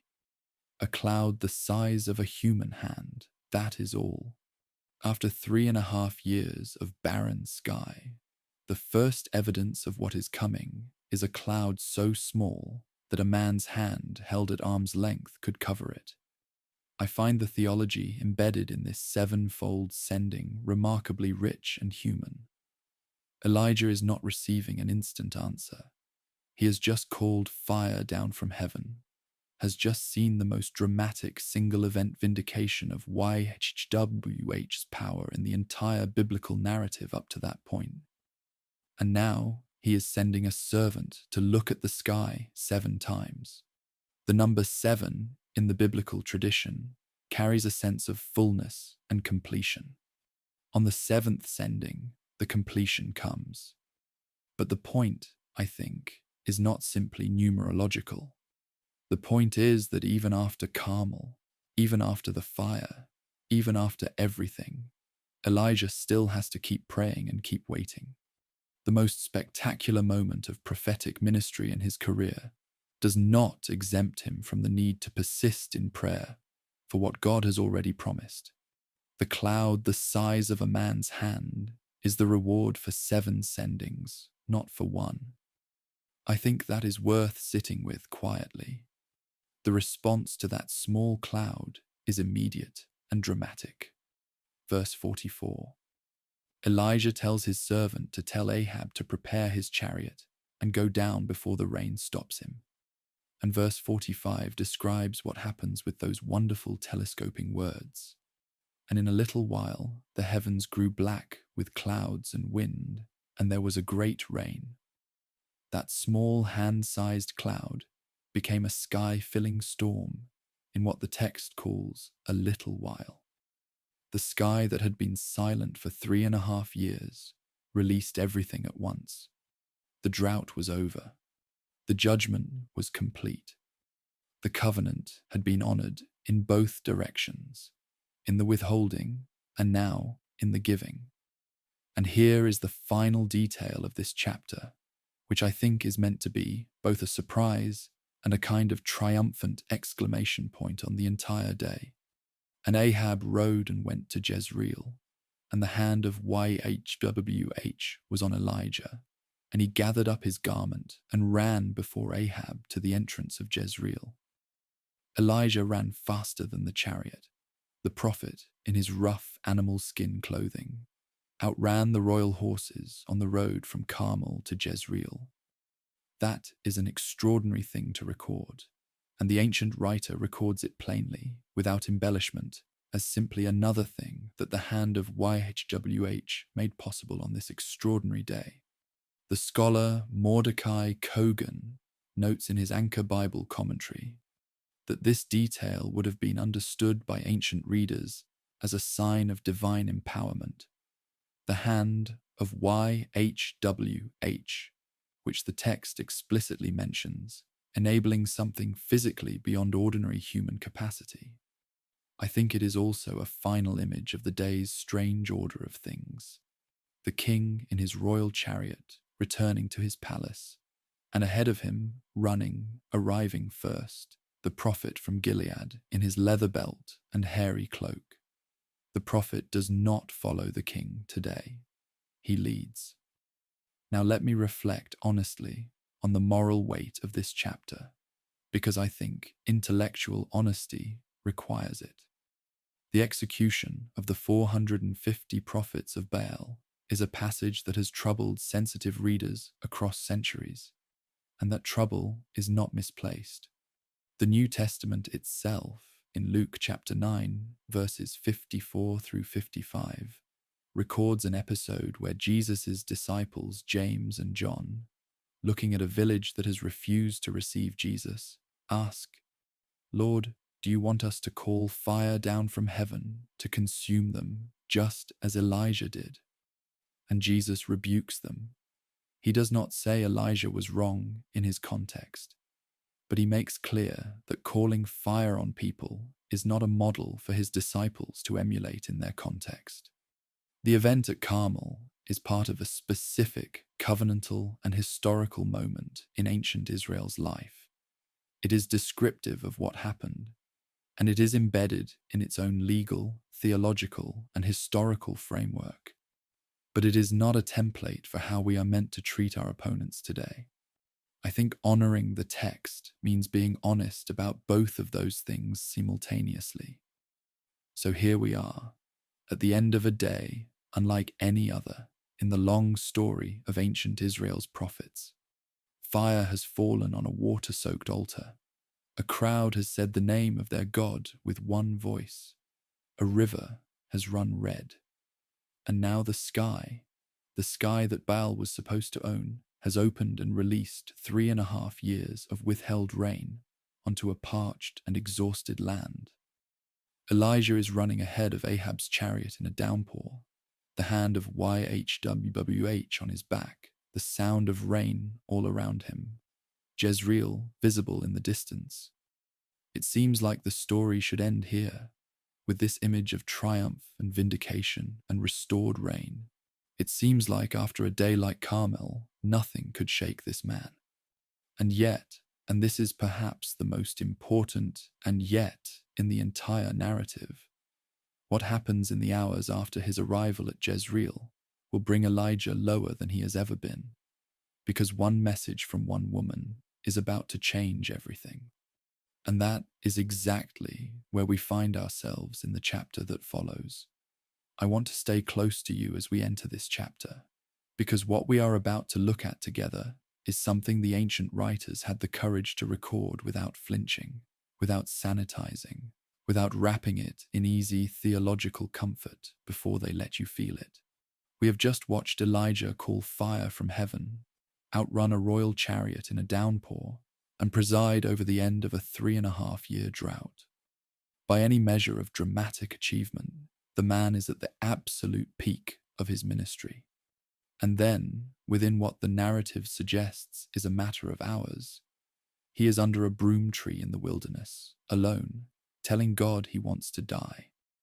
I want to say something plainly before we go any further. What happens to Elijah in this chapter is not a failure of faith. It is not a moral collapse. It is not something the text presents as shameful or disqualifying. It is the honest portrait of a human being who has given everything he has and then reached the bottom of what he had to give. The ancient writers preserved it because they understood that this too is part of the prophetic life. The sequence begins in 1 Kings 19, verse 1, and it begins with Jezebel. Ahab returns to the palace after the events of Carmel. and tells Jezebel everything Elijah had done and how he had killed all the prophets of Baal with the sword. Now, here is where I expected the narrative to show some shift in Jezebel, some hesitation, some recalculation in the face of what had happened on Carmel. But there is none. Verse 2 records her response with a directness that is almost startling. She sends a messenger to Elijah saying, "So may the gods do to me, and more also, if I do not make your life as the life of one of them by this time tomorrow." She is declaring explicitly and publicly that she intends to kill him within 24 hours, and she is doing it not quietly, not through an assassination order given in private. She is sending this message directly to Elijah, which means she wants him to know. She wants him afraid. She wants him running, and it works. Verse 3 says something I find important to read carefully.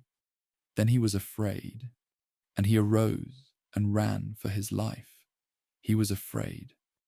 The text does not say he doubted God. It does not say he lost faith or abandoned his calling. It says he was afraid, the same ordinary human experience of mortal terror that any person might feel when someone with real power has just announced their intention to kill you by morning. He runs south to Beersheba, which is in Judah, completely outside of Ahab and Jezebel's jurisdiction, the southernmost edge of the traditional land of Israel. He leaves his servant there in Beersheba, and then he goes a day's journey further into the wilderness alone. And here is where the ancient text gives us one of the most honest images of prophetic exhaustion in all of Scripture. He comes to a broom tree, a desert shrub with sparse shade, the kind of thin, insufficient shelter you find in the Negev wilderness, and he sits down underneath it, and he asks to die. 1 Kings 19, verse 4, records his prayer, and I want to quote it directly because the exact words matter. It is enough. Now, O Yahweh, take away my life, for I am no better than my fathers. 3 short sentences, but listen to what is in them. It is enough. He is saying he cannot continue, that what has been asked of him has exceeded what he can carry. Take away my life.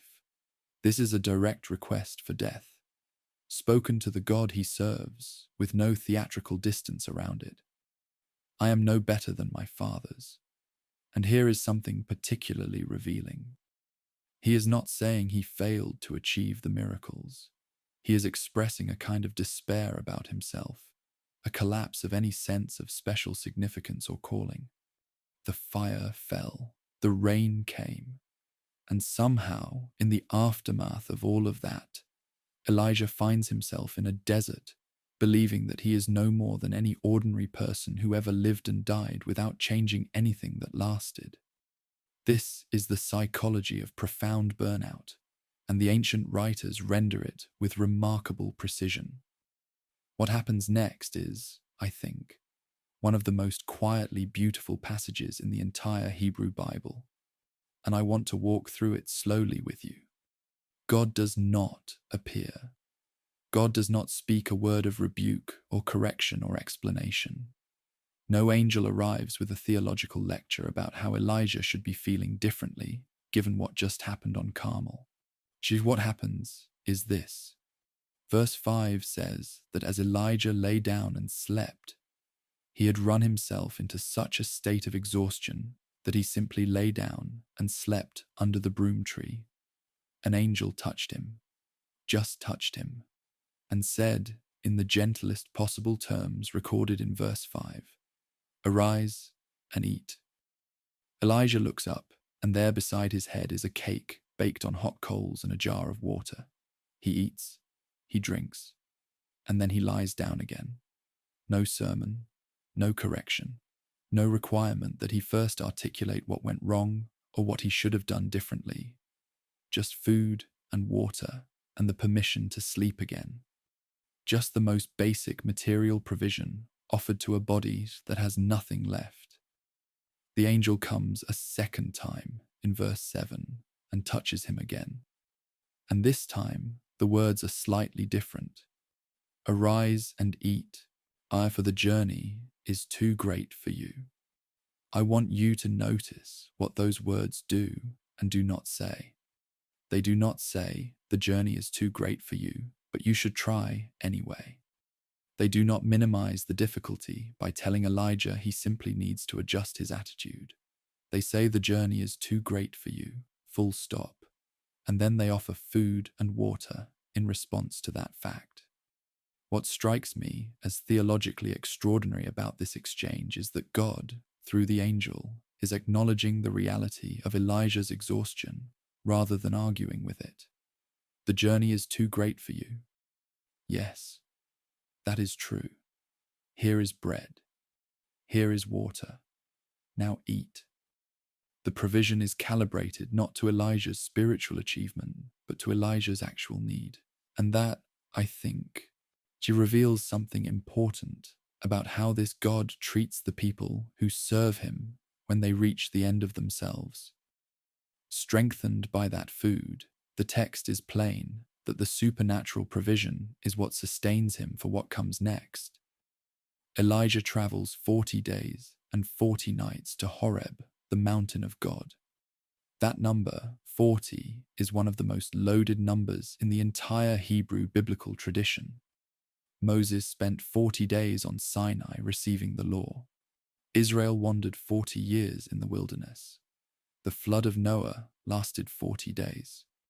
In every instance, the 40 represents a period of formation, of transition, of movement from one state into another. The ancient writers are signaling to us that Elijah's journey to Horeb is not simply a geographical relocation. It is a transformative passage, sheer wilderness transit that is doing something in him, even as his feet carry him south across the desert toward the mountain where Moses met God face to face. He arrives at Horeb and goes into a cave and spends the night there. The connection to Moses here is one I find genuinely moving, and I think the ancient writers intended it to be felt rather than just noted intellectually. Moses had stood on this same mountain, this same Horeb, also called Sinai, and had received the covenant law from YHWH. Moses had also experienced a moment of personal collapse in his prophetic career, a moment recorded in Numbers chapter 11, verses 10 through 15, where he told God directly that the burden was too heavy for him and asked God to kill him if this was how things were going to continue. Moses said, "She in words remarkably similar to Elijah's, 'If you will treat me like this, kill me at once.'" Two of the greatest prophets in the Hebrew tradition, separated by centuries, both found themselves asking God to end their lives at the point of their deepest exhaustion.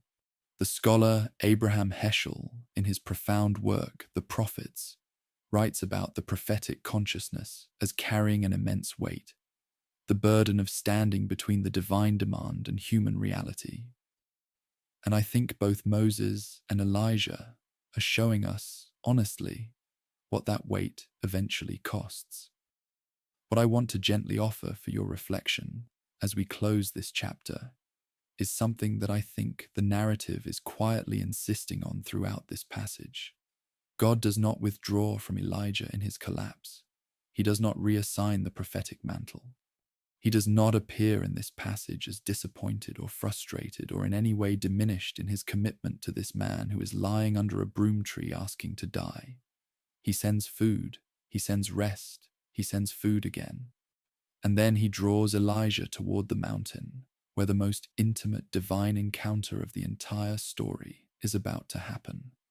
The trajectory of this chapter, in other words, is not downward, even though it feels like the lowest point in Elijah's life. The trajectory is towards something Elijah cannot yet see from under the broom tree, a question that will be asked of him at the mouth of a cave on a mountain, and a voice that he has not yet learned to recognize in the form it is about to take. That encounter is waiting for him at Horeb. It is waiting for us in the next chapter, and tonight, I think it is enough to simply rest in what this passage establishes, that the God of Elijah is a God who feeds his burned-out servants before he asks anything further of them. As we move toward that cave on Horeb, I want to leave you with the image that stays with me from this chapter. Not the fire on Carmel, not the chariot outrunning, but this: a man asleep in the thin shade of a desert shrub, with a fresh cake of bread and a jar of cool water waiting beside his head when he wakes. That is the image of divine care in this passage. Not spectacular, not overwhelming, just enough. Just exactly enough, calibrated to a broken body and an exhausted soul. The journey ahead is going to require more than Elijah currently has in him, and God knows that and feeds him accordingly. What he is being prepared for at Horeb is nothing less than a divine encounter that will reshape not just his ministry, but the entire prophetic tradition's understanding of where and how God actually speaks. And that is the chapter that follows. Let me bring you now to a cave on a mountain, because what happens inside it and just outside it is one of the most remarkable moments in the entire sweep of the Hebrew prophetic tradition. And I think it is a passage that rewards being approached slowly in the quiet of night, rather than rushed through in the middle of a busy day. Elijah has traveled 40 days across the desert, fed by bread baked on supernatural coals. He has arrived at Horeb, the mountain of God, the same mountain where Moses received the 10 Commandments, where the covenant between YHWH and Israel was first formalized, where the burning bush once held the attention of a shepherd who did not yet know his name was going to change history. This is the most sacred geography in the Hebrew imagination. And Elijah arrives there and goes into a cave and spends the night in it, not to pray dramatically, not to seek a vision. He goes into the cave and he sleeps. And then the word of YHWH comes to him, and it comes in the form of a question. 1 Kings 19, verse 9, records the question exactly. What are you doing here, Elijah? 4 words in the English, possibly 4 or 5 in the Hebrew. And I have spent a long time thinking about the tone of that question, because the tone changes everything. Is it accusatory? Is it gentle? Is it genuinely curious? I think the most honest answer is that the text does not specify, and the ambiguity may be intentional. The question lands on Elijah's exhaustion and his isolation, and his sense of being the last faithful person left. And his response in verse 10 is one of the most transparent things he ever says. He pours out everything. I have been very jealous for YHWH, the God of hosts. For the people of Israel have forsaken your covenant, thrown down your altars, and killed your prophets with the sword. And I, even I only, am left, and they seek my life to take it away. I alone am left. That is the center of his pain, not the threat on his life, not the exhaustion of the journey, but the crushing loneliness of believing that he is the last one standing for something that matters. What YHWH says in response to this raw self-disclosure is not, at first, a direct answer to Elijah's words. It is a command and then an event. Verse 11, go out and stand on the mountain before YHWH. And then, before Elijah can fully comply, the mountain itself becomes the stage for a sequence of 3 overwhelming natural phenomena. First, a great wind, so strong that it splits mountains and breaks rocks in pieces. The Hebrew is vivid and extreme, the kind of wind that would physically move a person off their feet. Then an earthquake, then a fire. 3 manifestations, each one representing the kind of dramatic, overwhelming, geologically and meteorologically powerful event that the ancient world consistently associated with divine presence. And after each one, the ancient text inserts the same phrase, 3 times, like a repeated refrain. But YHWH was not in the wind. And after the earthquake, a fire, but YHWH was not in the fire. 3 times the expected vessel for divine power is presented, and 3 times it is found to be empty of YHWH's presence. And then, verse 12, after the fire, Kol Demama Daka. These 3 Hebrew words have been translated more ways than almost any other phrase in the entire Hebrew Bible. And I think the variety of translations is itself telling us something about how genuinely difficult the experience is to render in language. The King James Version gives us a still small voice, perhaps the most famous translation, the one that has shaped centuries of Christian devotion and imagination. Other translations offer a sound of gentle stillness, a thin, whispered sound, a low murmuring sound, or simply the sound of sheer silence. The word kol means sound or voice. The word demama comes from a root meaning stillness or silence. The word daka means thin, fine, or small. Put them together and you get something like the sound of fine silence, or the voice of gentle stillness. I want to be honest with you that no single English phrase quite carries the full weight of what the Hebrew is attempting to describe.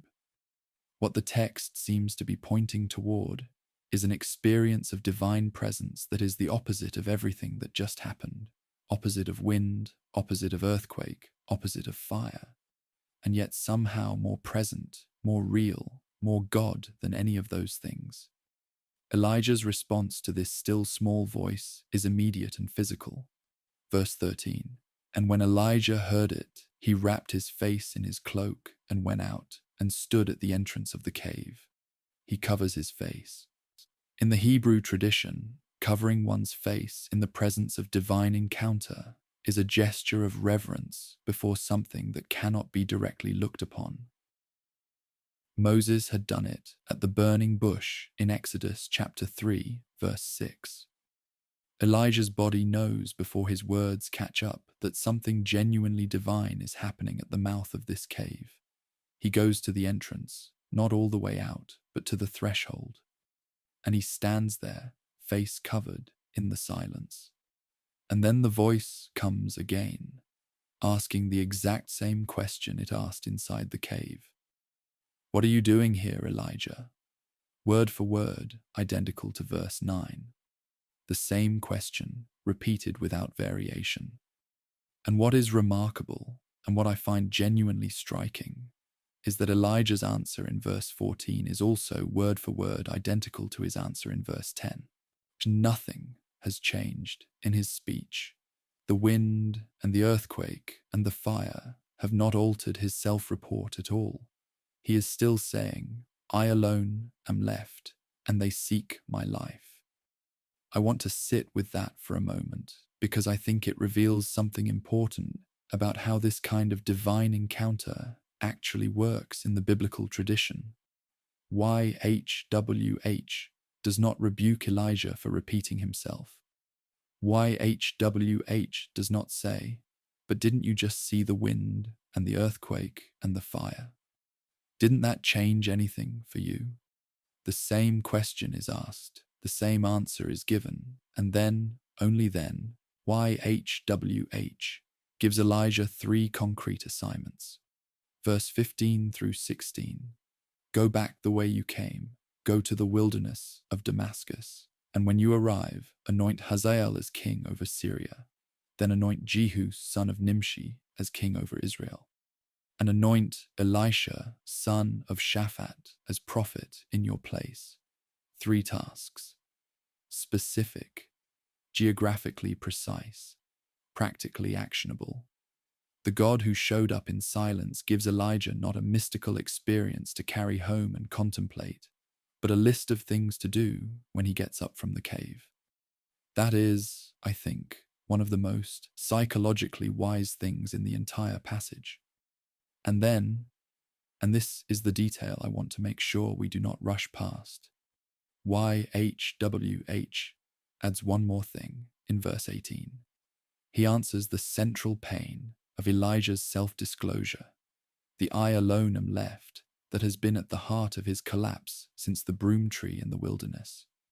He says, "Yet I will leave 7,000 in Israel, all the knees that have not bowed to Baal, and every mouth that has not kissed him." 7,000. The man who believed he was the last faithful person in the entire kingdom has been alone in his knowledge of 7,000. They were always there. Elijah did not know about them, could not see them from where he stood in his exhaustion and his isolation, but they were there, 7,000 people who had never bowed, never kissed the idol, never given their allegiance to Baal, quietly, without fame or public contest, simply refusing. I find this one of the most gently corrective moments in all of the biblical narrative. God does not shame Elijah for his misperception. He just tells him the truth. You are not alone. You have never been alone. You simply could not see everyone from where you were standing. The theological weight of what happens in this cave on Horeb has been explored by thinkers and scholars across centuries.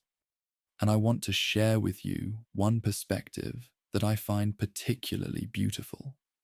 The scholar and rabbi Abraham Joshua Heschel, in his deep and searching work, The Prophets, wrote about the prophetic experience as one of profound intimacy with the divine, not primarily an experience of power or spectacular intervention, but of being known, of being in genuine relationship with something that actually cares about the prophet's inner state.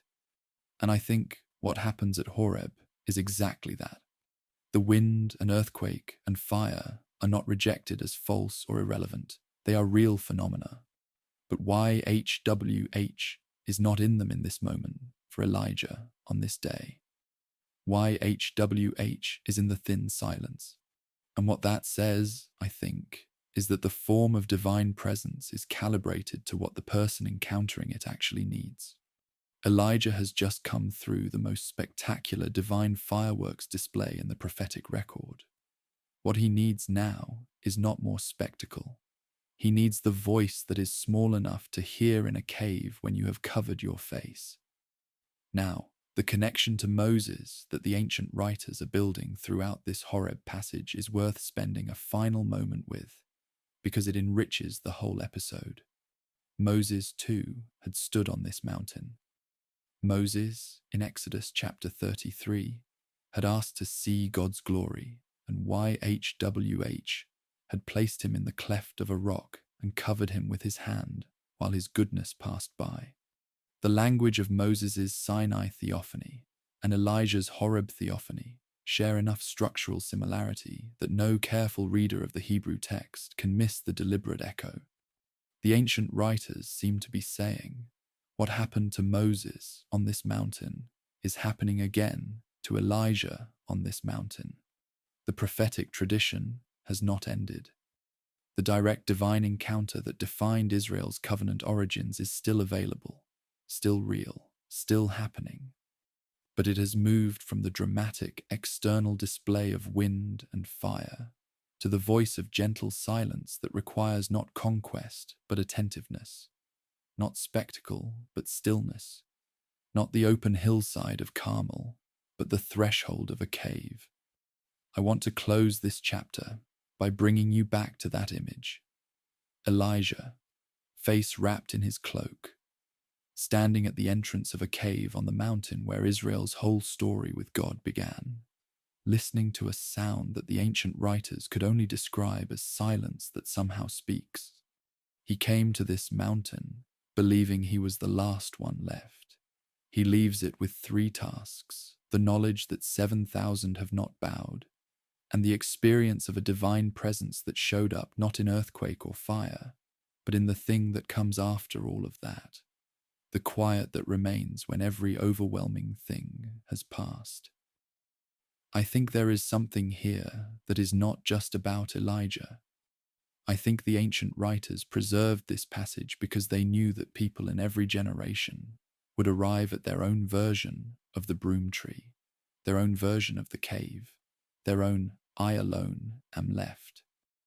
And they wanted those people to know that the God who fed Elijah by the brook, who restored the widow's son, who called fire on the mountain, that same God also speaks in silence to people at the end of their resources, at the mouth of a cave, with their face covered. Sometimes the most important thing God has to say arrives in the form that requires the most stillness to hear. That is the gift of Horeb. And it is carrying Elijah now toward his final season of ministry, and toward the one person he must find before any of the 3 tasks can begin. There is something I find quietly significant about the way this chapter of Elijah's story opens, because it shows us a man who has just had one of the most intimate and overwhelming divine encounters in the entire Hebrew prophetic tradition, and who responds to it by simply going and doing what he was told. No prolonged period of spiritual processing, no retreat center, no extended contemplation of what the still small voice meant. Verse 19 of 1 Kings chapter 19 says simply that Elijah departed from there and found Elisha, son of Shaphat. He went. He found. The encounter at Horeb has given him back not just his direction, but his capacity for purposeful action. And the first expression of that restored purpose is going to look nothing like Carmel. It is going to look like a farmer at work in a field, and a cloak thrown over his shoulders, and a moment so understated that you could almost miss the magnitude of what is being passed between 2 men. The scene the ancient text gives us in 1 Kings 19, verses 19 through 21, is one of the most economically told calling stories in all of Scripture. Elijah finds Elisha plowing in a field, not just plowing, but plowing with 12 pairs of oxen, which tells us something immediately about the scale of his family's agricultural operation. This is not a subsistence farmer scratching a small plot. 12 pairs of oxen working in coordinated sequence across a field represents a substantial, organized, prosperous farming household. Elisha himself is behind the 12th pair when Elijah finds him, which means he is working alongside his servants and farmhands, not directing from a distance. And Elijah, without recorded words of greeting or explanation, simply passes by him and throws his cloak over him. That is all. The cloak, the distinctive garment of the prophet, lands on Elisha's shoulders, and everything is understood between them in that gesture without a word of explanation being required. Elisha's response reveals the weight of what he has understood. He immediately leaves the oxen standing in the field, runs after Elijah, and asks only one thing. Not, "What does this mean?" Not, "What will I be required to do?" But simply, "Let me kiss my father and my mother goodbye, and then I will follow you." It is such a human request. Before the great calling, before the new life begins, let me go home and embrace the people who raised me. Elijah's response in verse 20 is somewhat cryptic in its translation.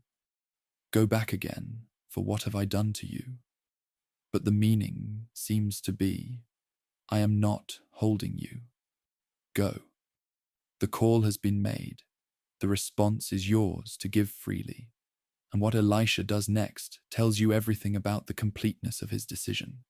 He goes back to the oxen, slaughters them, burns the plowing equipment to cook the meat, and feeds everyone around him from his own farming livelihood before walking away from it permanently.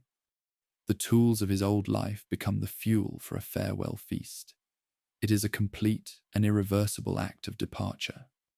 Now, I want to hold the Elisha calling alongside a very different story that the first book of Kings places in proximity to it, the story of Naboth's vineyard, because the 2 episodes together reveals something important about the full range of what the prophetic calling requires.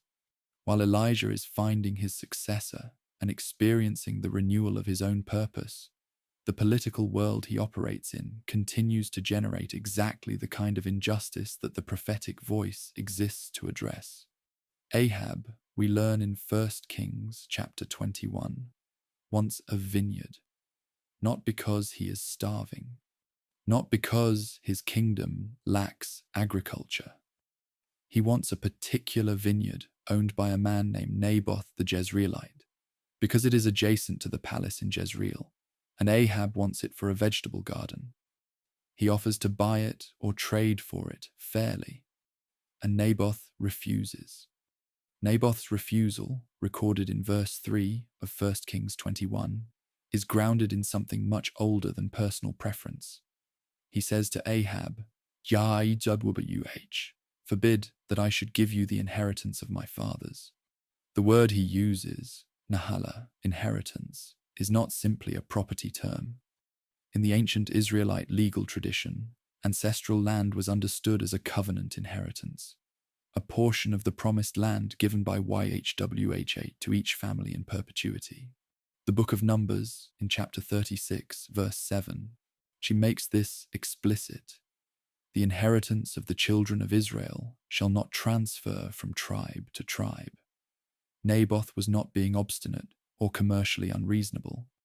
He was upholding a legal and theological principle that the land of Israel belonged to its families by divine allocation, not to be absorbed by royal expansion simply because the king wanted it. Ahab goes home sulking. The text says he lay on his bed, turned his face to the wall, and refused to eat, which is not the portrait of a great king. And Jezebel decides to solve the problem her way. What Jezebel does is recorded in 1 Kings 21, verses 8 through 13, and it is a masterclass in the use of institutional power for personal ends. She writes letters in Ahab's name, sealed with his seal, to the elders and nobles of Jezreel. The letters instruct them to proclaim a fast, a public religious assembly which would have given the proceedings a solemn, official character, and then to seat two worthless men opposite Naboth, who will accuse him of cursing God and the king. The charges of blasphemy and treason are the two capital offenses in Israelite law that could theoretically justify execution and the confiscation of property. The elders and nobles comply. Two false witnesses make the accusation. Naboth is taken outside the city and stoned to death. When Jezebel hears that Naboth is dead, she simply tells Ahab, "Arise and take possession of the vineyard." It is as cold and efficient as anything recorded in the prophetic literature. And the ancient writer records every step of it precisely so that no reader can miss the systematic nature of what was done. And then the word of YHWH comes to Elijah. Verse 17 of 1 Kings 21. Arise, go down to meet Ahab, king of Israel, who is in Samaria. Behold, he is in the vineyard of Naboth, where he has gone to take possession. God tells Elijah exactly where Ahab is and exactly what he is doing there, and he sends Elijah to meet him with a word of judgment. What follows in verse 19 is one of the most direct prophetic indictments in the entire Hebrew Bible. Elijah confronts Ahab with a question: "Have you killed and also taken possession?" And then he delivers the divine sentence: "In the place where dogs licked up the blood of Naboth, shall dogs lick your own blood?" The economy of that sentence is devastating. The punishment fits the crime geographically and symbolically. The very site of the injustice becomes the site of the consequence. This is the covenant's logic again, the same logic that operated in the Drought declaration, applied now to a specific act of royal murder and land theft. Now here is the detail in this story that I think is most often overlooked, and which I want to draw your attention to because I find it genuinely moving. Ahab repents. Verse 27 of 1 Kings 21. And when Ahab heard those words, he tore his clothes and put on sackcloth and fasted and lay in sackcloth and went about dejectedly. Tearing clothes and wearing sackcloth were the recognized gestures of mourning and repentance in ancient Israelite culture. Ahab performs them, and in verse 28 and 29, the word of YHWH comes to Elijah saying, "Have you seen how Ahab has humbled himself before me? Because he has humbled himself before me, I will not bring the disaster in his days, but in his son's days I will bring the disaster upon his house." God sees the repentance. God responds to the repentance. The judgment is not cancelled. It is deferred to the next generation. But the response to genuine humility, even from the man the text has called the most evil king in Israel's history, is divine recognition and partial relenting. I think this is one of the most quietly remarkable moments in Elijah's whole story, and it often gets lost between the drama of Carmel and the drama of the chariot of fire. What I find myself reflecting on when I hold these two stories alongside each other, the calling of Elisha and the murder of Naboth, is the way the prophetic ministry always operates simultaneously on multiple levels at once. On one level, Elijah is passing the mantle to the next generation, securing the continuation of the prophetic tradition beyond his own lifespan. On another level, he is still doing the daily, immediate, costly work of speaking truth to power about specific acts of injustice committed against specific powerless people. Naboth is not a symbol or a type. He is a man with a vineyard that his family has owned for generations, who was killed by a judicial conspiracy engineered by a queen who wanted his land for a vegetable garden. And the prophetic voice refuses to let that be absorbed into the political background noise of the reign. The scholar Walter Brueggemann writes about the Hebrew prophets as consistently performing this dual function, keeping the future alive while insisting on accountability in the present. And in this chapter, Elijah is doing both at once. As we prepare to move toward the final chapters of Elijah's earthly story, I want to leave you with the image that I carry from this part of the narrative. It is the image of Elisha's burning ploughing equipment, the wood of his yokes and his plough, turned into fuel to cook the meat of his oxen, turned into a farewell feast for the community he is leaving. There is something beautiful about that act of complete departure. He does not keep one foot in his old life while tentatively stepping toward the new one. He burns the bridge. He feeds the people. He says goodbye. And then he follows Elijah and serves him. What he will one day inherit from this man, the double portion of his spirit that he will ask for, the same power over fire and water and death that we have watched Elijah exercise, is being prepared for in those years of patient, unglamorous service. The chariot of fire is coming. But first, there is Ahaziah, and one more confrontation with royal power, and a final lesson about the difference between judgment and mercy. That is where we are going in the chapter that follows. There is a quality to this chapter of Elijah's story that I want to name before we enter it together. A kind of closing of accounts feeling. Do you sense that the narrative is gathering itself toward a final statement before it reaches the extraordinary event that will define Elijah's legacy for all of history? Ahab is dead. He died in battle, and the account of his death in 1 Kings chapter 22 includes a detail so precise that the ancient writer clearly intended it to be read as the fulfillment of Elijah's prophecy. The dogs licked his blood from his chariot in Samaria, just as the word had said.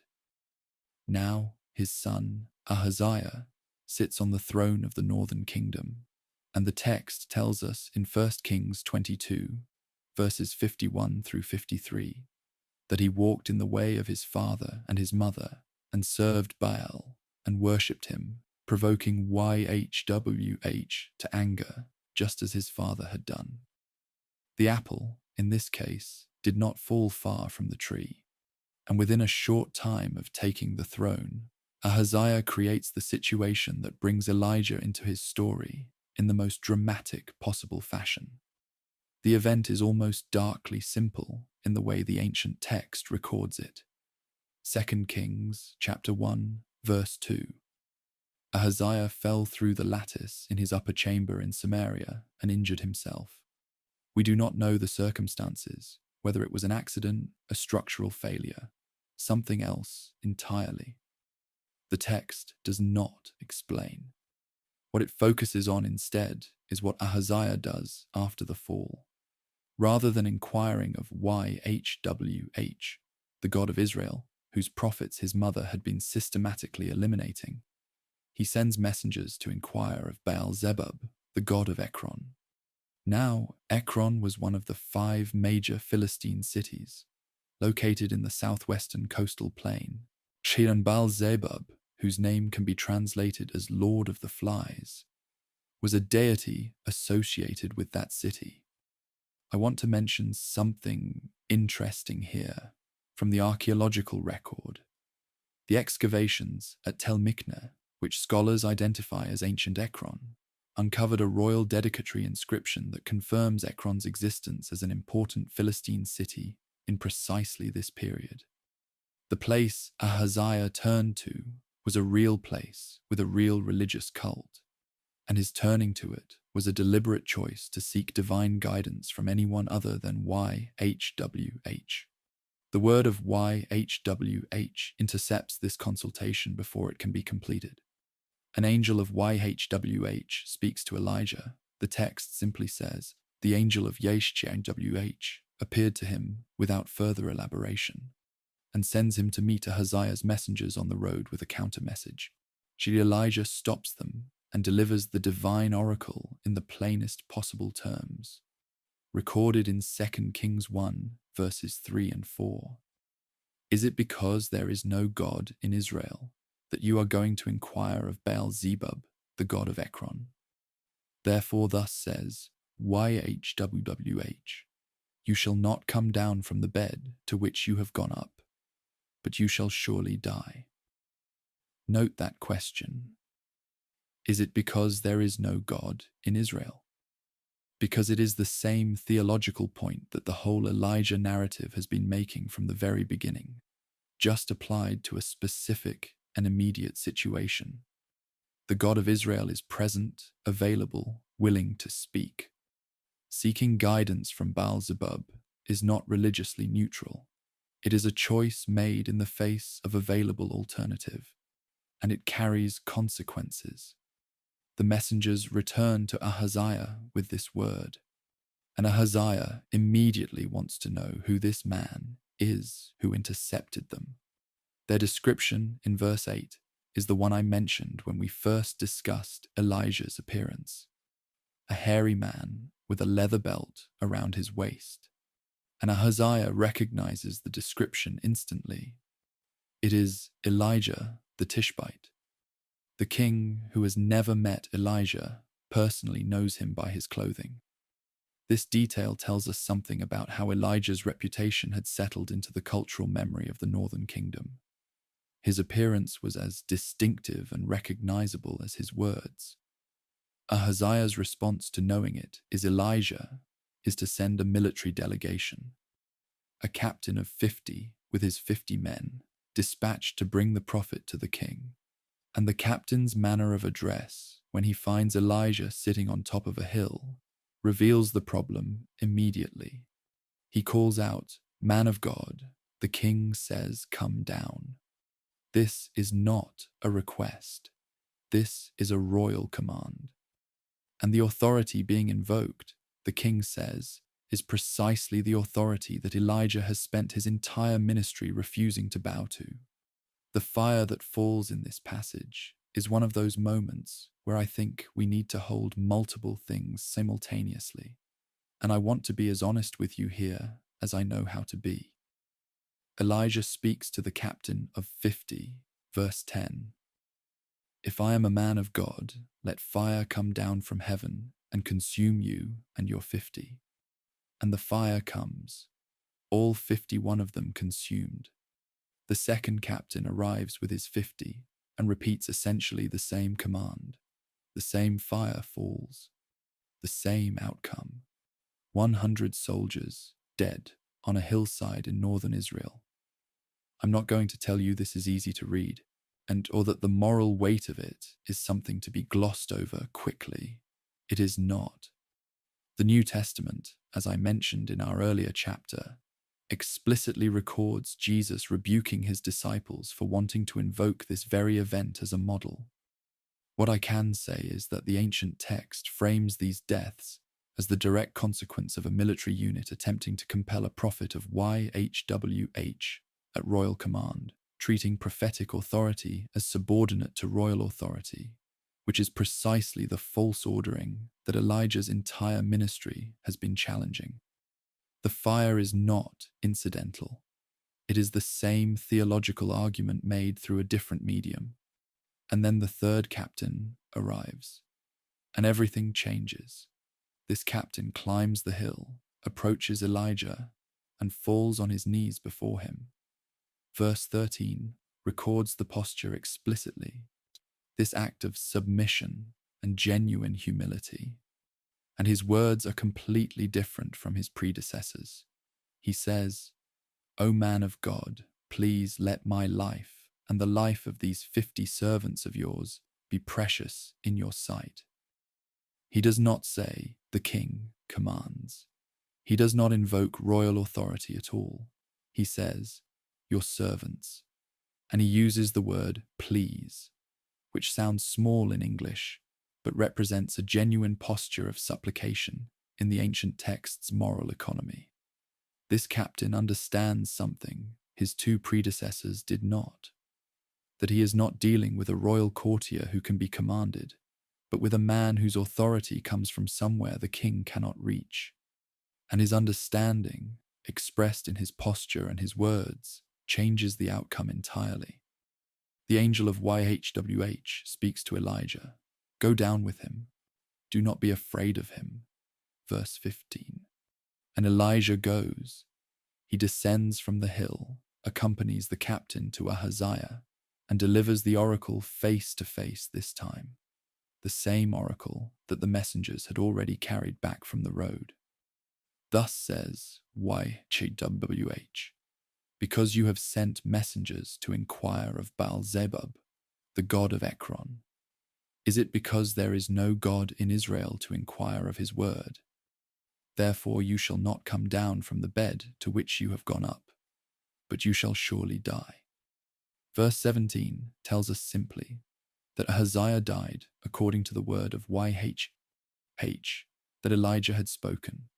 No drama, no royal intervention, no reversal. The word spoken on the hillside is fulfilled in the palace. Ahaziah died, having no son, and his brother Jehoram took the throne in his place. The pattern that has characterized this entire narrative, divine word spoken, divine word fulfilled, completes itself one more time. I want to spend a moment with the theological thread that runs through this episode, because I think it connects everything we have watched Elijah do from his very first appearance in Ahab's court. The question, "Is it because there is no God in Israel?" is not rhetorical in the hollow sense of a question that expects no answer. It is a genuine and pointed question that assumes a specific answer. No, there is a God in Israel, and that God speaks, and that God can be consulted, and the choice to consult Baal-zebub instead is a choice made despite the availability of YHWH. That is what makes it not merely unfortunate, but morally and covenantally significant. Ahaziah knew who Elijah was. He knew what had happened at Carmel. His father Ahab had been there. He had heard the word that Elijah's messengers brought back from the road, word for word, the same as the oracle eventually delivered to his face. He had every opportunity to respond as his father had responded in the Naboth episode, with the torn garment and the sackcloth, and the posture of humility that moved God to relent. He chose differently. The scholar Mordecai Kogan, writing in his commentary on 2 Kings with Chaim Tadmor in the Anchor Bible series, notes that this episode functions in the literary structure of the Elijah narrative as a kind of bookend. The first time Elijah appears in the story, he walks into Ahab's court with a one-sentence declaration that changes the weather. Near the end of his earthly ministry, and he sits on a hilltop and delivers a one-sentence oracle that confirms the death of a king. Both times, the word he speaks is the word of YHGWH, not the word of his own ambition or vengeance or strategy. Both times, it comes true. The consistency of that is, I think, one of the things the ancient writers most wanted us to notice about Elijah. Not just the dramatic moments, but the steady faithfulness of a man who spoke what he was given to speak across decades, in courts and on hilltops and in wilderness ravines, and who saw the word consistently honored by the God who gave it. As we come to the close of this chapter, I find myself thinking about Elisha, who by this point is Elijah's constant companion, present in the background of these final events, watching, learning, preparing. The mantle has been thrown. The succession has been established. The 3 tasks given at Horeb, anoint Hazael, anoint Jehu, anoint Elisha, are in motion. Even if not all of them will be completed by Elijah's own hand, he has done what he came to do. He has declared the drought and ended it. He has called the fire and been sustained through the deepest failure of nerve. He has found his successor in a plowed field and walked with him through these final years of earthly ministry. And now, the ancient text is preparing to take us somewhere that no other prophet's story goes, somewhere that will leave Israel watching the sky, setting a cup of wine at every Passover table, opening a door at dusk and waiting. The chariot is coming, the whirlwind is gathering, and we are almost at the most extraordinary exit in the entire biblical narrative. I want to sit with you very quietly as we come to this final chapter, because what the ancient text records here is something that has no real parallel in the entire sweep of the Hebrew scriptures, or for that matter, in almost any literature from the ancient world. A man, fully known by name and history, walks from one location to another in the company of his closest disciple, and at the end of that walk, he does not die. He is taken. And the world that watched him go has never entirely stopped watching the sky in expectation of his return. This is not mythology, in the sense of a story disconnected from real geography and real people. The ancient text gives us specific places: Gilgal, Bethel, Jericho, the Jordan River, and a specific witness, a named successor, and a specific mode of departure. And it gives us all of that with the same plain, unembellished certainty that it has brought to every other event in this long and extraordinary story. I find something profoundly peaceful in approaching this chapter slowly, because the event itself needs no dramatization. It carries its own weight. The opening verses of 2 Kings chapter 2 create a texture of quiet foreknowledge that I find remarkable in how it is handled. Elijah and Elisha are traveling together, and somehow the text does not fully explain the mechanism. The company of prophets at every stopping point along the way knows what is coming. At Bethel, a group of prophets comes to Elisha and says, "Do you know that today YHWH will take away your master from over you?" Elisha answers, "Yes, I know it. Keep quiet." At Jericho, another group of prophets says exactly the same thing. And again, Elisha answers the same way. He knows. He has known, apparently, all day. And the repetition of these exchanges The same question, the same answer, at two different stopping points on the road, creates a sense of the whole prophetic community holding its breath together, aware that something is about to happen that has never happened before in living memory, something they can feel coming but cannot fully imagine. At each stop along the way, Elijah tries to send Elisha away. At Bethel, "Stay here, for YHWH has sent me as far as Bethel." Elisha refuses. At Jericho, "Stay here, for YHWA has sent me to Jericho." Elisha refuses again. At the Jordan, "Stay here, for YHWH has sent me to the Jordan." And Elisha refuses a third time, saying each time, "As YHWH lives, and as you yourself live, I will not leave you." 3 times, Elijah offers him the opportunity to stay behind. 3 times, Elisha declines. I have thought about why Elijah does this, and the text does not answer definitively. But I think there is something in this exchange about the nature of genuine succession. Elijah is not testing Elisha with obstacles placed artificially in his path. He is giving him, at each point, a genuine choice.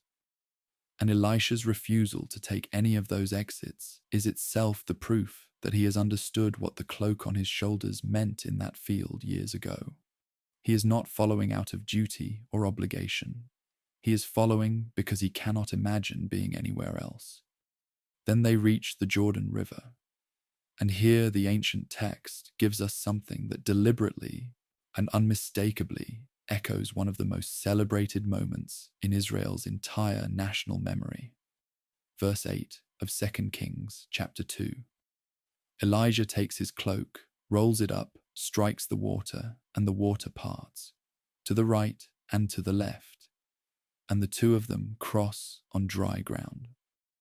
The Jordan parting for Elijah and Elisha in 2 Kings chapter 2 is almost word for word reminiscent of the Jordan parting for Joshua and Israel in Joshua chapter 3. And it echoes Moses parting the Red Sea in Exodus chapter 14. The ancient writers are doing something deliberate with this geography and this gesture. They are placing Elijah in a line that runs through the most foundational events of Israel's identity, the Exodus, to the entry into the Promised Land, and saying that what is happening here on this day belongs to that same order of sacred reality, the same God, the same water, the same passage through. On the other side of the Jordan, Elijah asks Elisha one final question.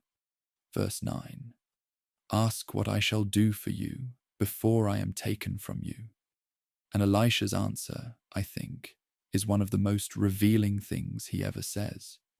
He does not ask for fame or safety or the removal of enemies or any of the things a person might be tempted to ask for when offered a departing master's final gift. He asks for a double portion of Elijah's spirit. Now, I want to be careful about how we understand that request, because it is sometimes misread as a request for twice as much power as Elijah had. What the phrase double portion actually refers to is the inheritance portion given to the firstborn son in ancient Israelite family law, recorded in Deuteronomy chapter 21, verse 17. The firstborn received a double share of the inheritance. Elisha is asking to be recognized as Elijah's primary heir, his spiritual firstborn, the principal inheritor of the prophetic spirit that has animated Elijah's entire ministry. He is asking not for more power than Elijah, but for the status of legitimate successor and heir. Elijah's response is gentle and honest, in a way I find very characteristic of him in his later years, stripped of the harshness that sometimes appeared in his earlier confrontations, replaced with something quieter and more vulnerable. He says, "You have asked a hard thing. Yet, if you see me as I am being taken from you, it shall be so for you. But if you do not see me, it shall not be so." The granting of Elisha's request is conditional, on something neither of them fully controls, whether Elisha will be permitted to see the actual moment of translation. It is not a test Elijah is setting. It is a recognition that the transmission of prophetic spirit operates by divine authorization, not human arrangement. What happens next cannot be engineered or planned for. It will simply happen or not as YHWH determines. And they begin walking together, talking as they go. The text says simply, as they still went on and talked. And suddenly the sky opens. Verse 11 of 2 Kings chapter 2 is one of those verses that I think rewards being read very slowly, perhaps more than once. And as they still went on and talked, behold, chariots of fire and horses of fire separated the two of them, and Elijah went up by a whirlwind into heaven. I want to make sure we are reading this precisely, because there is a common misreading of this verse that the text itself does not support.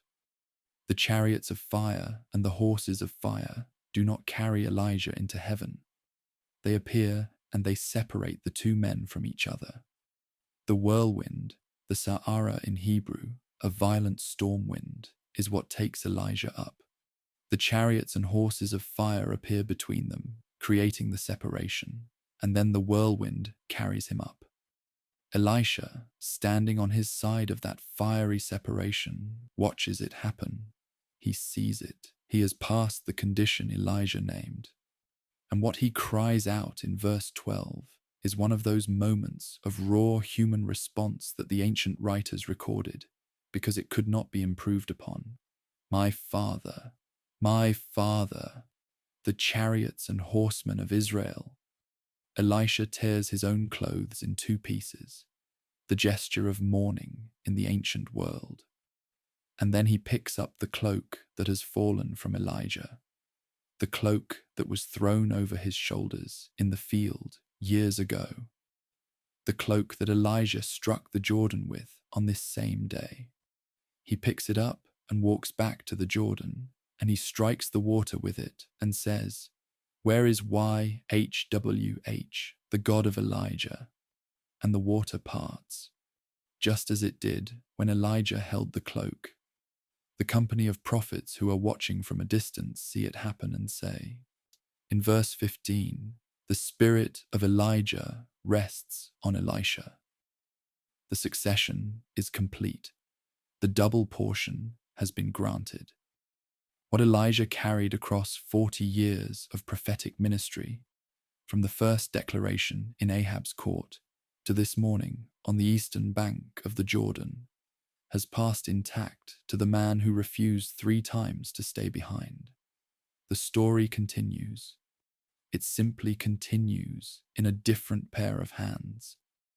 Now, I want to bring you to what Elijah's departure meant for the tradition that remembered him, because that legacy is as much a part of this story as anything that happened during his lifetime.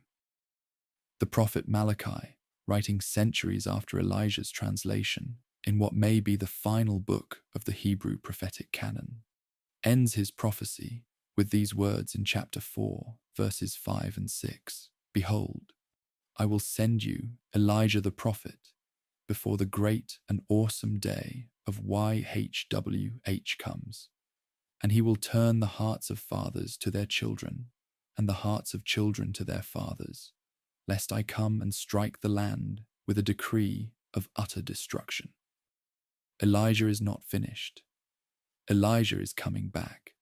That is the final prophetic word in the Hebrew Bible, a promise of return, a declaration that the man who was taken by a whirlwind will appear again at the hinge of history before the great day of YHWH. No other prophet is promised this kind of return in the canonical text. Elijah alone is named as the forerunner of the final divine intervention in human history, and the New Testament receives this promise and wrestles with it deeply. When the angel Gabriel comes to the priest Zechariah in Luke chapter 1 to announce the coming birth of a son, he describes that son in verse 17 as one who will go before the Lord in the spirit and power of Elijah, to turn the hearts of the fathers to the children. Jesus himself, in Matthew chapter 11, verse 14, says of John the Baptist, "And if you are willing to accept it, he is Elijah who is to come." And then, in one of the most extraordinary scenes in all of the Gospels, the Transfiguration, recorded in Matthew chapter 17, Jesus takes 3 of his disciples up a mountain and is transfigured before them, and 2 figures appear with him and speak with him. One of them is Moses. The other is Elijah. The man who was taken from the Jordan by a whirlwind appears on a mountain in the presence of the disciples of Jesus, visibly real enough that Peter wants to build shelters for all 3 of them. Elijah, who left the earth without dying, appears in the New Testament narrative in a form that the disciples can see and recognize. The ancient tradition that associated him with heaven, with divine closeness, with an existence that was not ended but transformed. All of that is honored in that mountaintop appearance. Jewish tradition carries its own stream of this memory. Elijah attends every Passover Seder, his cup poured and his door opened, his return still awaited at every table where the ancient story is told. I want to close our time together in this long and extraordinary story by bringing you back to 2 images placed side by side in my mind. The first is Elijah under a broom tree in the Negev desert, asking God to take his life, so burned out and alone that he cannot see a reason to continue. The second is Elijah rising in a whirlwind, preceded by chariots and horses of fire, leaving behind a cloak and a successor, and a tradition that would carry his name across 30 centuries of sacred memory. Both of those images are true. Both of them are the same man. The one who was fed by ravens and sustained by a widow's flour and raised a dead child and called fire from heaven and ran from a queen's threat and heard God in silence and threw his cloak on a farmer's shoulders and sat on a hilltop and faced kings and ascended in a storm. That is one coherent human life, held together by a name that said everything about him before he ever opened his mouth. My God is YHWH. That was his declaration and his biography and his legacy and his departure all at once. And somewhere, if the ancient tradition is to be believed, the story is not finished yet. The door is still open. The cup is still poured. And Elijah is still, in some form we cannot fully understand, part of what is coming.